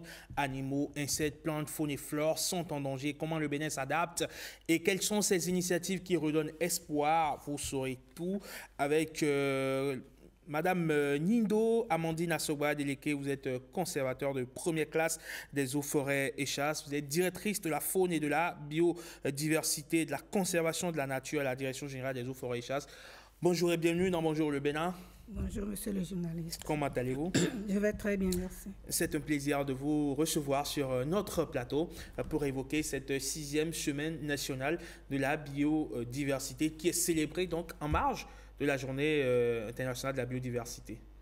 Oui, merci monsieur le journaliste. Aujourd'hui, à partir de cette semaine, nous célébrons la journée internationale de la biodiversité, qui est une journée commémorée au plan international tous les 22 de chaque mois. Donc nous sommes là aujourd'hui pour parler de ce qu'il en est et des difficultés que nous rencontrons par rapport à la protection et à la préservation de la biodiversité. Justement, quand on parle de biodiversité, on a l'impression que c'est un mot englobant, c'est un mot valise. On ne sait pas fondamentalement ce qu'on y met toujours. Si vous devriez l'expliquer à un enfant, qu'est-ce que vous lui dites? Merci, monsieur le journaliste. D'abord, je vais commencer par dire que la biodiversité, c'est tout un ensemble. C'est l'ensemble des variabilités, des éléments constitutifs du vivant. Et j'entends par là tout ce qui est trait aux espèces animales, aux espèces végétales, aux insectes, à la microfaune et à la microflore. Donc, si je dois parler de façon terre à terre à nos enfants, comme vous venez de le dire, encore que nous sommes en train de former des enfants ambassadeurs pour la biodiversité, nous prenons par exemple ce plateau comme étant la Terre, un exemple palpable. Vous et moi, nous sommes les humains présents sur cette Terre. Les caméras qui sont peut-être des papillons, des insectes qui volent, les antennes qui sont là, qui sont les arbres, et le tapis qui constitue le sol. Donc, tous ces éléments sont des êtres vivants qui cohabitent, qui sont ensemble pour donner chacun d'entre eux des informations qu'ils rejettent dans cet environnement qu'est ce plateau. Donc, c'est tous ces éléments réunis dans cet environnement qu'on appelle écosystème qui interagissent entre eux. Par exemple, vous et moi, nous respirons l'air que ces arbres que constituent les lampadaires donnent. Donc, cette respiration émane de ces arbres. Les insectes tels que les abeilles que nous connaissons, ils ont un rôle capital à jouer dans l'environnement qu'est ce plateau-là. Donc, toutes ces interactions interagissent les unes sur les autres pour donner ce qu'on entend par biodiversité. Et cette biodiversité va au-delà de ce que je viens de dire. Elle est intraspécifique, interspécifique et écosystémique. Qu'est-ce que je veux dire par là? L'intraspécifique, c'est au niveau des gènes. Vous voyez, quand on prend l'espèce humaine, vous pouvez trouver dans une même famille des gens très élancés, des gens de courte taille et des gens de taille moyenne.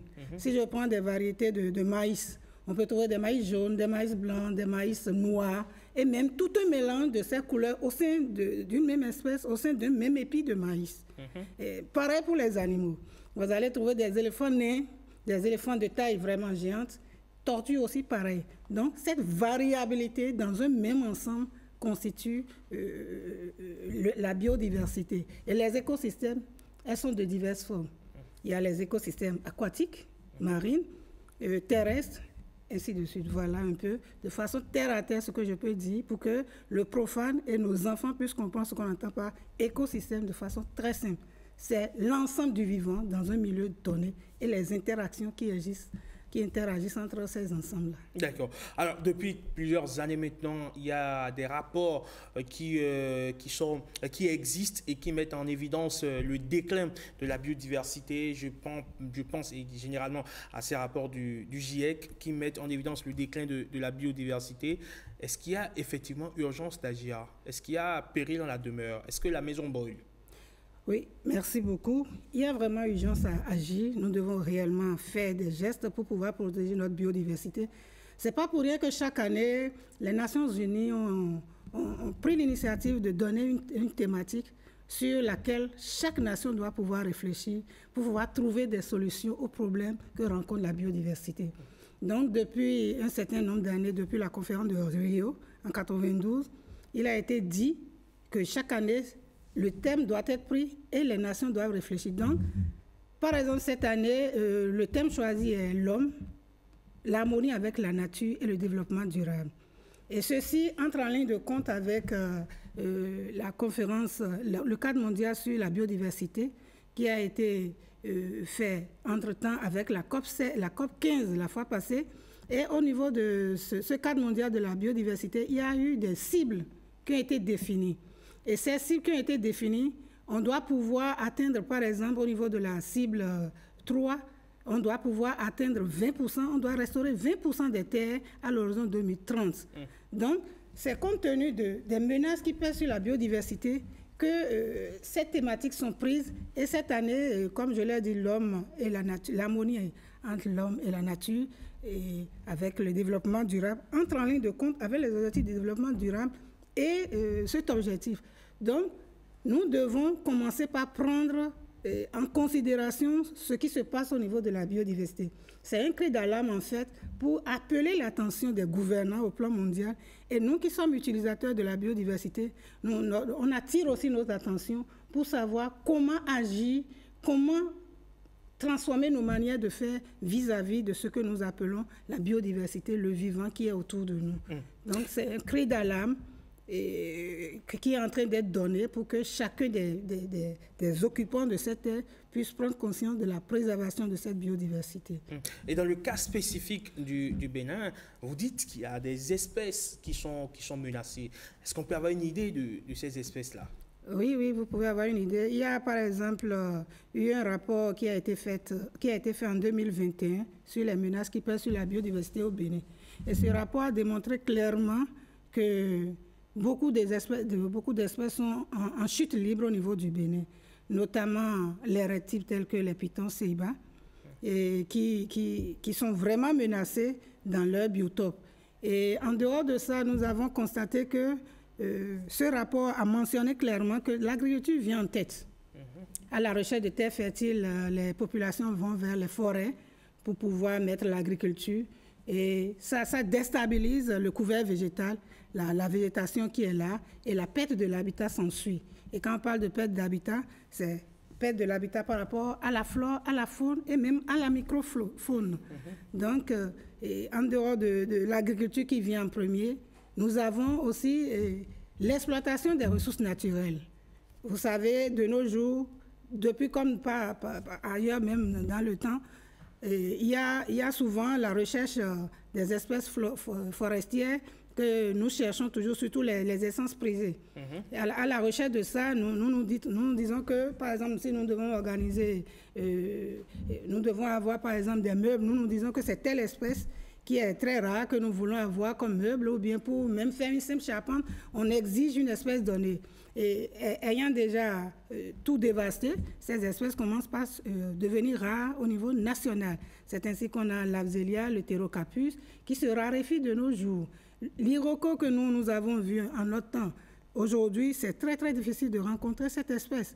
Donc nos enfants risquent même de ne plus connaître ces espèces-là dans un avenir très très proche. Donc il y a ces espèces de flore, par exemple, qui sont en train d'être menacées dans leur milieu. Et aussi, nous avons pas mal d'espèces de tortues marines qui disparaissent déjà. Même le scorpion noir qu'on trouvait en temps se raréfie énormément. Le lamantin, on n'en trouve même plus comme ça. On n'en trouve plus. L'éléphant, juste pour avoir une ivoire et une tombe d'éléphant, on abat l'animal. Ce grand pachyderme, on l'abat simplement à cause de ça. Il y a d'autres espèces, d'autres populations, dans le cas de juste avoir une viande de brousse, demandent à ce qu'on abatte des espèces juste pour la consommation. Ou pour avoir de jolis peaux d'espèces telles que le serpent, on dit « abattez-moi ce serpent ». Et on abat. Donc il y a de ces antilopes, de ces espèces d'éléphants, lamantés, les potamochères, l'hippopotame par exemple, qui est en voie de disparition. Donc si rien n'est fait, si rien ne se fait, ces espèces finiront complètement par disparaître au plan national. Et c'est pour ça que nous sommes là, pour pouvoir sensibiliser au maximum la population, pour pouvoir protéger au mieux ces espèces. Donc voilà un peu. Quelles sont les actions qui sont menées, ces initiatives-là qui redonnent espoir aujourd'hui? Il faut que je commence d'abord par remercier le gouvernement parce que beaucoup d'actions sont faites et continuent d'être faites au plan national pour sauver les espèces que nous avons au Bénin. Par exemple, au niveau des institutions, nous avons beaucoup de projets qui sont là, qui nous accompagnent dans la préservation des espèces. Et parmi les projets, nous avons par exemple le projet Biodev 2020-30, le projet Forêt classée Bénin, qui est maintenant encore à sa deuxième phase. Le gouvernement vient de signer pour la deuxième phase, qui se met en œuvre sur toute l'étendue du territoire national. Et nous avons aussi les projets, les ONG qui nous accompagnent beaucoup, les ONG comme Nature Tropicale, Crédit ONG, BIS ONG, qui sont aussi dans la sauvegarde des animaux, des oiseaux. Et beaucoup d'ONG sont là, qui nous accompagnent beaucoup dans la sauvegarde et la préservation de cette biodiversité.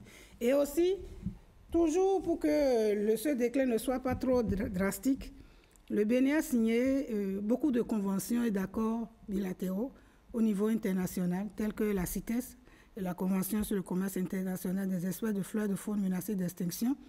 Et au moins avec cette convention, on essaie de réglementer au mieux ces espèces que les gens envoient tous azimuts dans le commerce. Quand on voit, on réglemente, on punit, on flanque d'amende ces individus indélicats. Il y a aussi la convention sur la CBD, la diversité biologique, que nous essayons de mettre en œuvre aussi au Bénin. La CMS, les espèces migratrices. Il y a aussi cette convention que nous avons signée. Et aussi, il y a eu un nouveau traité que le Bénin est prêt déjà pour signer, le BBNJ. C'est un traité qui parle de la biodiversité qui est sous juridiction, qui n'est pas sous la juridiction nationale. Donc, nous sommes dans la dynamique de suivre au mieux ces conventions pour pouvoir mettre un veto sur l'utilisation anarchique des ressources naturelles. Et nous avons aussi notre loi nationale qu'il ne faut pas laisser de côté. La loi 93 portant un régime de forêt en République du Bénin, et puis la loi sur la faune avec leur décret d'application. Donc, il y a tout ça. Et aussi, il faut reconnaître que le Bénin est en train d'œuvrer beaucoup pour ça. Nous avons eu 2 aires marines protégées avec des brigades spéciales et au niveau de la côte pour pouvoir surveiller les indélicats qui utilisent anarchiquement les ressources au niveau de ces écosystèmes aquatiques comme marins. Et nous avons tout cela. Il y a des renforcements de capacités qui se donnent aux éco-gardes, aux forestiers aussi, les gardes forestiers que le gouvernement recrute chaque année, plus d'une centaine chaque année. Et cette année aussi, on va encore recruter. Oui, et on va les mettre à la disposition de beaucoup d'institutions telles que le Parc national de la Pendiari, le Parc d'Ouvé, et nous-mêmes à l'interne, au niveau de la direction générale, nous les utilisons. En gros, beaucoup d'actions qui sont menées pour la préservation de la faune et de la flore. Alors, dites-nous, pour finir, pour célébrer cette semaine nationale de la biodiversité, quelles sont les activités qui sont prévues? Nous avons prévu beaucoup d'activités par rapport à cette semaine de la biodiversité. D'abord, déjà aujourd'hui, 21 mai 2022, nous aurons à installer des stands qui ont trait à la valorisation des ressources de la biodiversité, les PFNL en l'occurrence. Donc, près de 25 stands seront installés au niveau du site qu'on a retenu, qui est à Goualan, le site officiel, aujourd'hui déjà. Et nous allons aussi procéder à l'installation. Nous irons d'abord le 22 à Tofort, dans une forêt sacrée, pour la restauration écologique d'une forêt sacrée qu'on appelle Zunkidiazun. C'est à Tofort, là, avec les dignitaires. Et nous reviendrons au niveau de Agualand pour la célébration, l'ouverture officielle de la Journée internationale de la biodiversité par le ministre de tutelle qui sera là pour nous accompagner. Il y aura la visite des stands de la biodiversité par le ministère et puis tout le personnel qu'on a invité. Il y aura une visite guidée du zoo de la Agualand, qu'on invite d'ailleurs tout le monde à venir voir, ces espèces rares qui se retrouvent dans les parcs et qu'on a amenées ici, domestiquées ici et qui se retrouvent au niveau de Agualand. Il n'a qu'à sortir. Il a diminué de façon drastique le montant. Donc tous ceux qui désirent voir ces espèces de près pourront se rapprocher de Agualand. En dehors de ça, nous avons beaucoup de panels. Nous avons 3 panels à animer avec les enfants ambassadeurs et des ONG, des professeurs d'université qui seront là. Et on va animer ces panels et le jeudi et le vendredi. Et déjà aujourd'hui, ce soir, nous avons le lâcher des tortues à faire au niveau de la plage qui est à côté de la direction générale Togletin, pour le lâcher des tortues ce soir à partir de 17h. D'accord, ce sera un beau spectacle à voir. Oui, vraiment, on invite vraiment la population à se rendre là-bas pour pouvoir voir comment ça se passe et qu'est-ce que c'est qu'un lâcher de tortues pour apprécier cela. Et il y a une grande activité aussi. Nous avons invité des artistes de renom pour venir animer et pour la journée internationale ou bien la semaine internationale de la biodiversité. Ils seront là pour agrémenter ce qui va se passer là. Très bien. Et le samedi, nous invitons tout le monde, petit comme grand, à nous accompagner dans la marche verte. Parce que c'est très important. Il faut se déstresser, vivre ce que c'est que l'ambiance de la nature avec tout le monde. Et ça va prendre un circuit de 8 km depuis le site du lac artificiel de Agualand, là où on va faire le reboisement, parce qu'on a un reboisement aussi à faire au niveau de Agualand de 2 hectares, et c'est dénommé jardin botanique. Et ça, là, ça se fera le jeudi à 17h. Donc, c'est après ce reboisement d'essences autochtones que le lendemain, nous allons faire l'ouverture de la marche verte sur 8 km pour finir encore là. Très bien. Donc voilà, en gros, les grandes activités et les détails. Et nous avons des spots publicitaires qui circulent déjà, pilulent déjà au niveau des réseaux sociaux. Je prie chacun de nous de visualiser, de voir, de nous accompagner dans cet élan. Très bien. Merci beaucoup à vous, Madame Amandine Assowa Deleke. Vous êtes donc conservateur de première classe des eaux, forêts et chasses, directrice de la faune, de la biodiversité, de la conservation de la nature. Quand on parle de conservateur de première classe, c'est l'équivalent du grade de colonel. C'est bien ça. Lieutenant-colonel. Oui. Très bien. Vous passez une excellente journée du mercredi. Mais avant ça, j'aimerais dire un mot. Si ça ne vous gêne pas, c'est d'inviter la population à limiter un peu les gestes dévastateurs par rapport à l'environnement. Les sachets, les déchets que l'on jette un peu partout. Heureusement, au Bénin, on ne fait plus ce constat par rapport aux déchets qu'on retrouve au niveau des plages. Sinon, ailleurs, dans d'autres pays, vous allez... C'est beaucoup de sachets plastiques qu'on retrouve, et même dans la mer, les océans aussi, bien que ça étouffe la survie des espèces aquatiques qui sont là. Que la population sorte massivement, comme je l'ai dit, pour pouvoir venir voir ce qui se passera au cours de cette semaine de la biodiversité. Merci Madame Deleke Assowa. Vous passez une excellente journée. Merci et beaucoup. Bon courage dans vos activités. Merci On sera beaucoup. à vos côtés pour vous accompagner. Ça nous fera plaisir. Bonjour le Bénin, il est l'heure à présent de faire le forum de discussion, le débat matinal. On s'intéresse au déplacement du chef de l'État à Doha, au Qatar.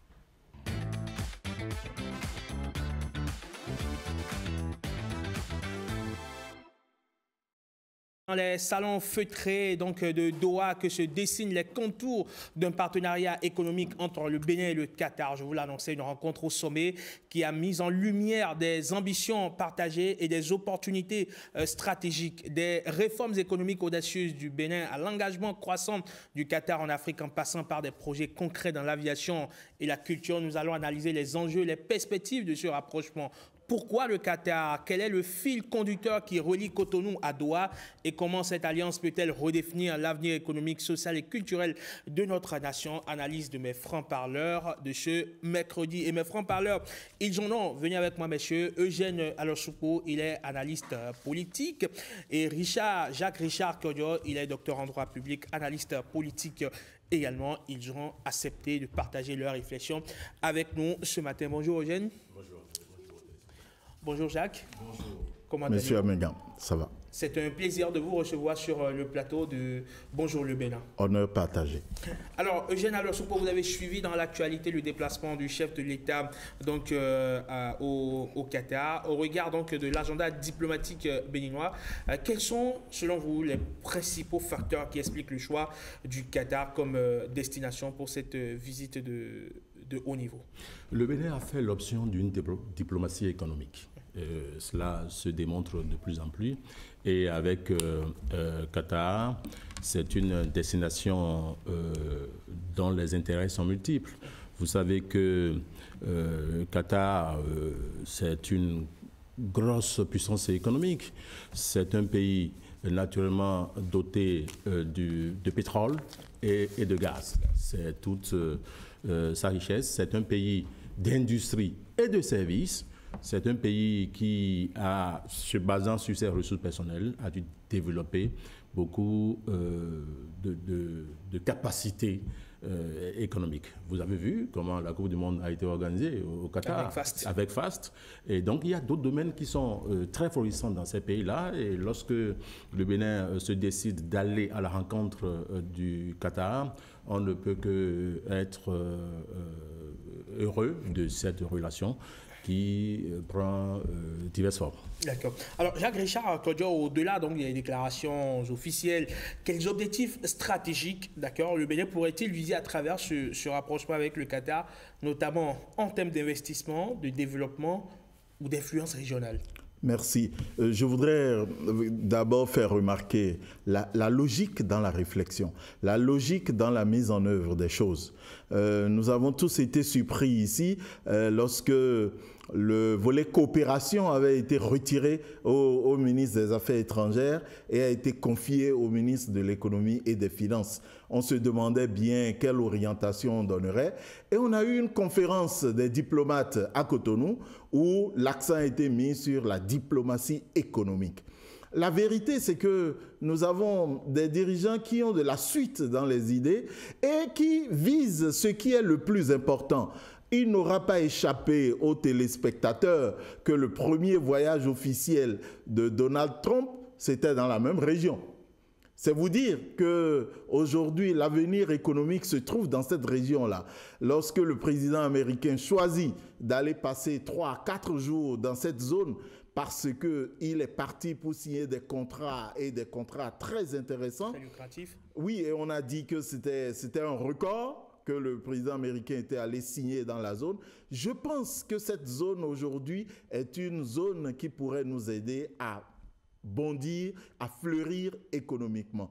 Le chef de l'État a signé avec l'émir du Qatar 6 accords de partenariat dans divers domaines.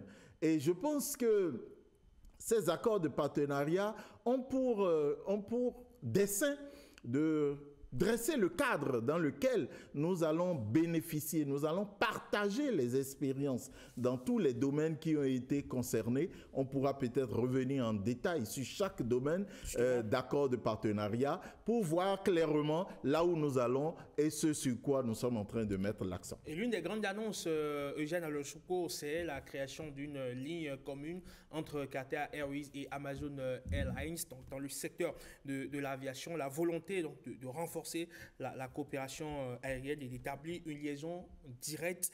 Est-ce que c'est réaliste à court, à moyen terme?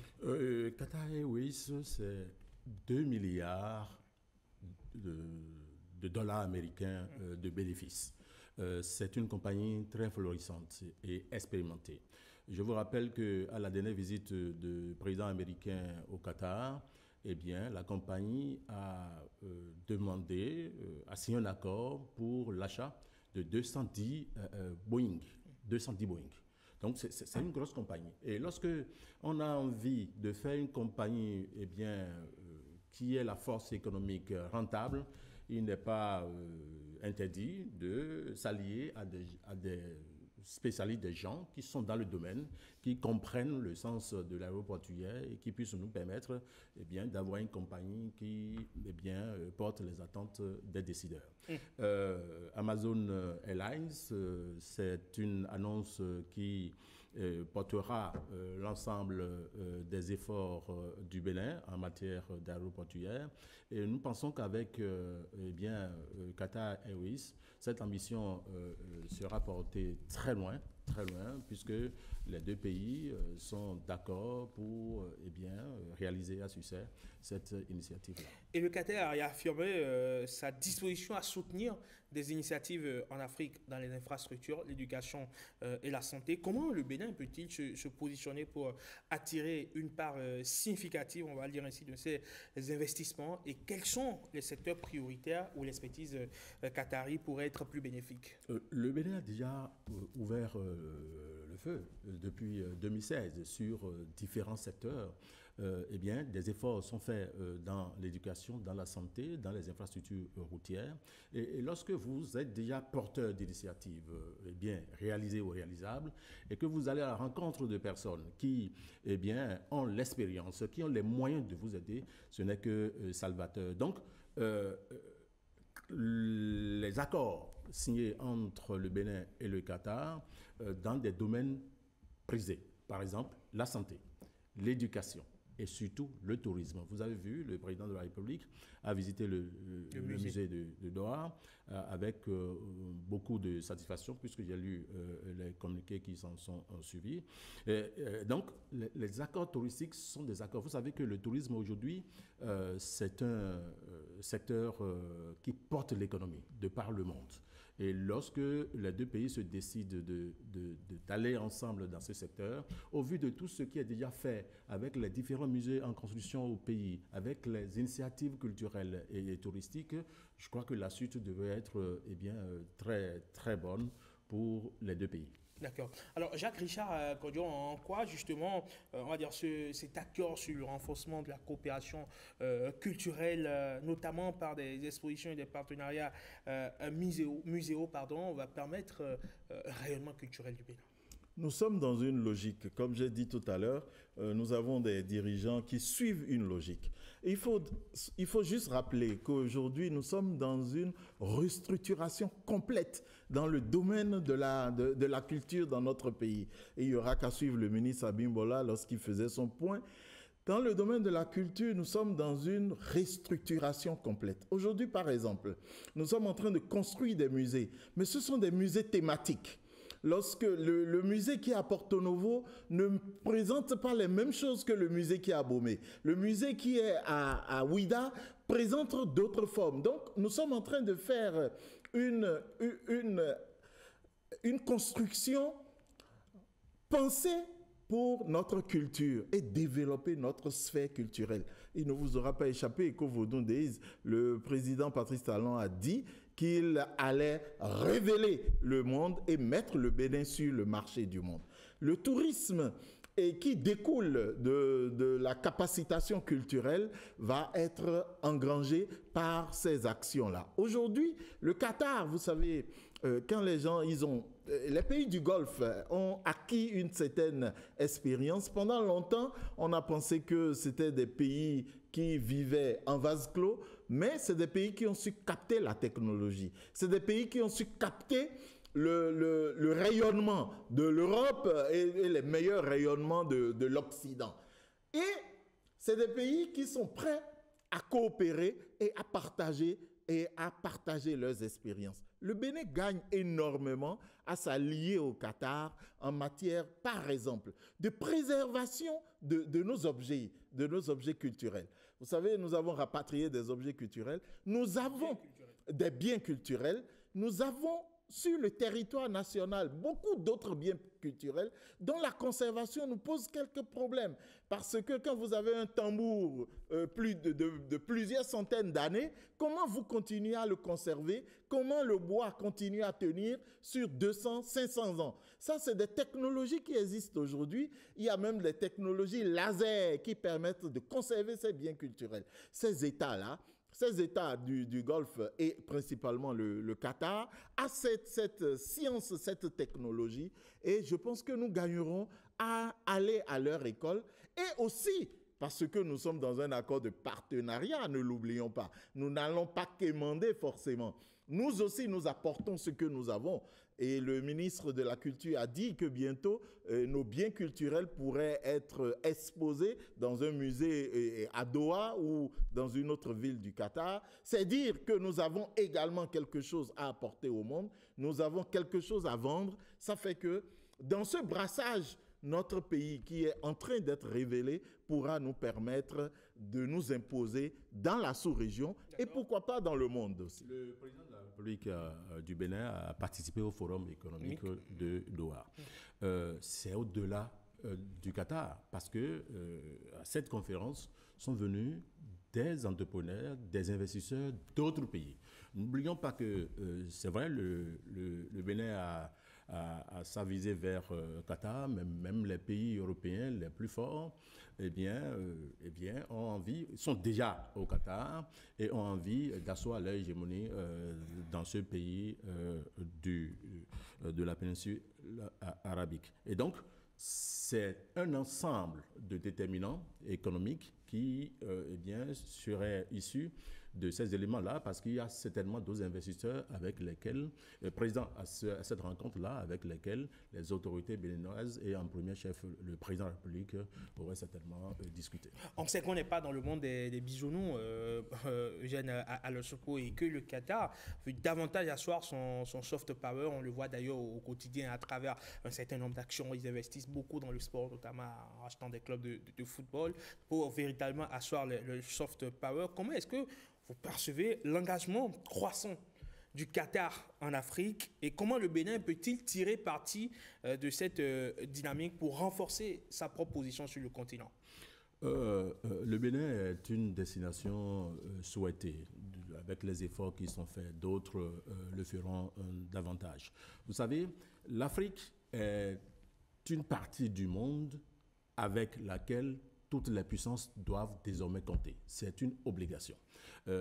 Vous avez une démographie croissante, vous avez des ressources du sous-sol, et donc c'est une ruée vers l'Afrique. Le Qatar, en tant que puissance, ne peut pas s'écarter de cette logique-là. Alors, mais le tout dépend du pays qui accueille et qui a envie de nouer des relations avec Qatar. Lorsque vous n'avez pas une économie sérieuse, lorsque vous n'avez pas des politiques prospères, lorsque vous ne prenez pas des options qui puissent prendre la pêche des Qataris, vous n'aurez pas ce que vous voulez. Donc, c'est du sérieux qui se fait là-bas parce que, je vous rappelle que c'est le PIB le troisième meilleur au monde. Le Qatar, c'est le troisième PIB meilleur au monde.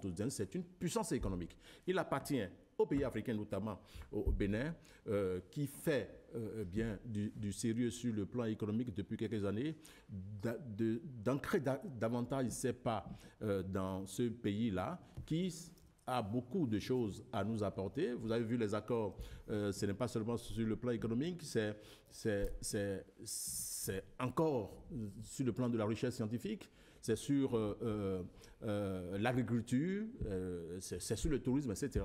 Donc, c'est une coopération bilatérale, mais à dimension multiple. Très bien. Alors, pour finir, Jacques et Richard Kodjo, les deux pays ont réaffirmé leur engagement à coordonner leur position dans les enceintes multilatérales. Quels sont les enjeux de cette coordination pour le Bénin et le Qatar dans le contexte actuel des relations internationales? Dans le concert des nations, il faut toujours s'allier. On ne rentre pas dans le concert des nations en pensant qu'on est très fort seul.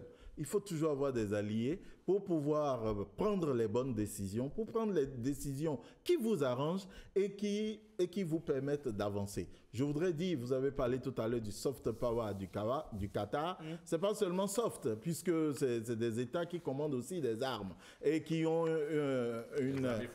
une industrie d'armement très, très, très avancée. Donc, c'est dire que c'est à nous de savoir ce dont nous avons besoin et c'est à nous de savoir pourquoi nous allons vers les gens. Vous n'aurez pas, ça ne vous aura pas échappé. Le visa est désormais enlevé entre le Qatar et le Bénin, c'est dire que nous sommes en train... Pour les passeports diplomatiques. Et les passeports spéciaux. Alors, c'est pour dire que nous sommes en train d'avancer pour pouvoir capter toute la richesse et toute la compétence du Qatar. Il faut toujours apprendre des autres dans la vie et avancer sereinement. Je pense que c'est à cette mesure que nous pourrons peut-être porter au triomphe le président Patrice Talon. Le Qatar est une puissance. Vous savez qu'il y a une base américaine au Qatar. C'est stratégique. Et donc, ce n'est pas au Bénin de traîner les pas. Très bien. Merci Eugène. Merci également à vous, Jacques Richard Kodio. Pour finir sur le sujet, on va prendre rapidement deux avis avec Stanislas Moussa Lincoln. Vous permettez, Jacques Richard Kodio, puisqu'on a adressé la question à nos internautes. Quelle est selon vous l'opportunité la plus prometteuse pour le Bénin qui découle de la visite du président Talon au Qatar? Stan, bonjour. Comment allez-vous? Ça va bien. Bonjour, Rodrigue et Madame. Bonjour chers amis, bonjour à tous. Deux avis que vous avez recensés pour nous qui sont des plus pertinents. Bien sûr, et nous retrouvons notre ami Maurice Koumasa qui écrit « Bonjour le plateau, pour ce sujet, il nous faut des éléments de précision car le président aurait toujours des ambitions pour son pays, mais sans une communication officielle sur les accords de partenariat de façon précise, il serait presque difficile d'opiner concrètement sur l'opportunité prometteuse dont vous parlez. Par contre, notre ami Stanislas Stéphane Sidagbo pense que la visite du chef de l'État, président Patrice Talon au Qatar, ouvre plusieurs perspectives d'opportunités pour le Bénin, en particulier dans des secteurs stratégiques qui connaissent une forte croissance mondiale. Très bien, merci beaucoup Stan. On se retrouve très prochainement par ici. Eugène, merci, à bientôt. Merci à toi. Revenez-nous quand vous voulez. Bonjour le Bénin, dernière escale, la revue de presse de Marcel Arrossi.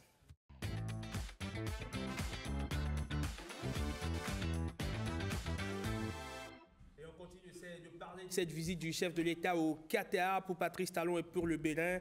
La visite dans cet État émirati est très fructueuse. Bien sûr, Bénin Intelligent rapporte aujourd'hui que cette mission de haut niveau effectuée à l'invitation de l'émir tchèque Tamim bin Hamad Al Thani a débouché sur la signature de 6 accords et protocoles d'accords touchant des domaines aussi variés que l'agriculture, l'éducation, le tourisme ou encore la sécurité alimentaire. Le quotidien souligne notamment l'exemption de visa pour les détenteurs de passeports diplomatiques, fruit d'un rapprochement diplomatique désormais scellé par des engagements désormais concret. La presse du jour abonde dans le même sens et insiste sur la convergence de vues entre les deux dirigeants sur des enjeux globaux tels que la paix, la stabilité et le développement durable. Le média salue l'audace des réformes béninoises et l'intérêt croissant du Qatar pour l'Afrique tout en mettant en lumière la perspective d'une liaison aérienne directe entre Cotonou et Doha via Qatar Airways et Amazon Airlines.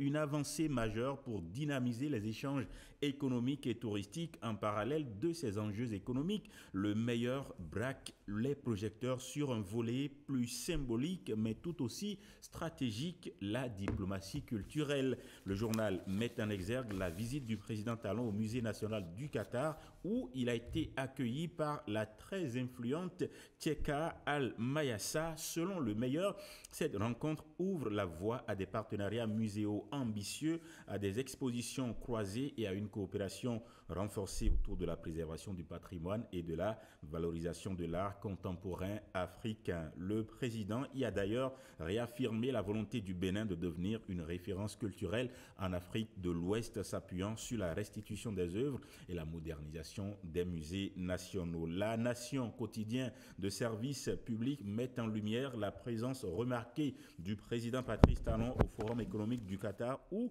il a été reçu comme invité d'honneur. Ce déplacement a donné lieu à une moisson diplomatique importante marquée surtout par la signature de 6 accords et protocoles d'entente entre le Bénin et l'Émirat, rappelle ce journal. Parmi les textes signés figure un accord d'exemption de visa, je l'ai dit. Et puis, des douaniers ont pu échapper à la justice après leur condamnation. Le Télégramme révèle une scène rocambolesque survenue ce lundi 19 mai 2025 à la Cour de répression des infractions économiques et du terrorisme. 2 douaniers condamnés à des peines de prison ferme pour fausse attestation, non-déclaration de transport physique d'espèces, abus de fonction et corruption ont tout simplement pris la poudre d'escampette. Profitant d'un moment d'inattention des gardes, ils se sont éclipsés discrètement de la salle d'audience juste après l'énoncé du verdict, malgré le mandat d'arrêt prononcé contre eux. Selon le journal, les deux hommes étaient poursuivis aux côtés d'autres prévenus, dont des agents de l'aéroport de Cotonou et une restauratrice, pour leur implication présumée dans un réseau de transfert illicite de devises. Le matinal corrobore les faits et souligne l'effet de surprise suscité par cette fuite alors que le juge venait de rendre son verdict des peines allant de 2 à 4 ans de prison. Les deux douaniers comparaissant libres ont quitté la salle sans entrave. L'alerte donnée, il était déjà trop tard. Les condamnés s'étaient volatilisés. Le journal indique que des mesures sont en cours pour les localiser et les appréhender. Une évasion, Herman, qui interroge sur la vigilance sécuritaire et jette un voile d'embarras sur l'exécution des décisions de justice au Bénin. Et puis pour finir, Joseph Fifamé Diogbenou force le passage dans la perspective de la présidentielle 2026, affirme Matin Libre. Matin Libre le pense très sincèrement. Matin Libre qui lève le voile sur une manœuvre politique qui fait des remous au sein même de la mouvance présidentielle, alors que Patrice Talon appelait le 28 avril dernier à l'unité et à la concertation entre les deux blocs soutenant son action, l'Union progressiste, le Renouveau et le bloc républicain. Joseph Diogbenou aurait choisi une toute autre voie, celle du passage en force, selon Matin Libre. Moins d'une semaine après cet appel à la discipline collective, Matin Libre rapporte que le président de l'UPR a convoqué une réunion discrète à son domicile d'Abomey-Calavi. Il y aurait affirmé sans détour être le candidat naturel de son parti à la prochaine présidentielle, invoquant l'article 82 du règlement intérieur de l'UPR, jusque-là jamais interprété dans ce sens, une déclaration qui a sidéré plus d'un cadre du parti. Le journal dénonce une posture autoritaire masquée sous des habits juridiques. Pour de nombreux responsables de l'UPR, ce coup de force trahit non seulement l'esprit de la réforme du système partisan, dont Diogbenou fut pourtant l'un des initiateurs, mais bafoue également les engagements pris devant le chef de l'État. Organiser des primaires croisées pour un ticket consensuel entre les deux partis. Matin Libre souligne que cette stratégie unilatérale alimente un malaise croissant, y compris dans les cercles proches du pouvoir. Certains y voient d'ailleurs une tentative de court-circuiter les mécanismes internes du parti, voire de forcer la main au président Talon. Le parallèle est rapidement tracé avec d'autres formations politiques africaines comme le PDCI en Côte d'Ivoire, où les candidatures imposées ont provoqué des implosions. Le journal estime que Diogbenou, en s'érigeant seul en candidat, se coupe de l'élan collectif et compromet la cohésion fragile de la majorité. Il alerte sur un jeu dangereux susceptible de fracturer l'UPR et de créer des rancœurs tenaces. Car au-delà de la légitimité, ce qui est désormais en question, c'est la loyauté, et dans une mouvance où chacun semble sur ses gardes, celle-ci pourrait s'avérer encore décisive. Merci beaucoup à vous, Marcel Arrossi. On se retrouve semaine prochaine. Bien sûr. Et voilà qui vient mettre un terme à la matinale. Bonjour le Bénin de ce mercredi 21 mai 2025. Merci à toutes les équipes rédactionnelles et techniques réunies autour de Timothée Honton et Karamat Abouataou. Retrouvez demain la dame pour la continuité du service. Quant à moi, on se retrouve lundi. Lundi, quand il s'en ira très exactement 7h, 6h en temps universel. D'ici là, portez-vous très bien. Au revoir. Bon mercredi à tous et à chacun. Paix et joie dans le monde. Salut.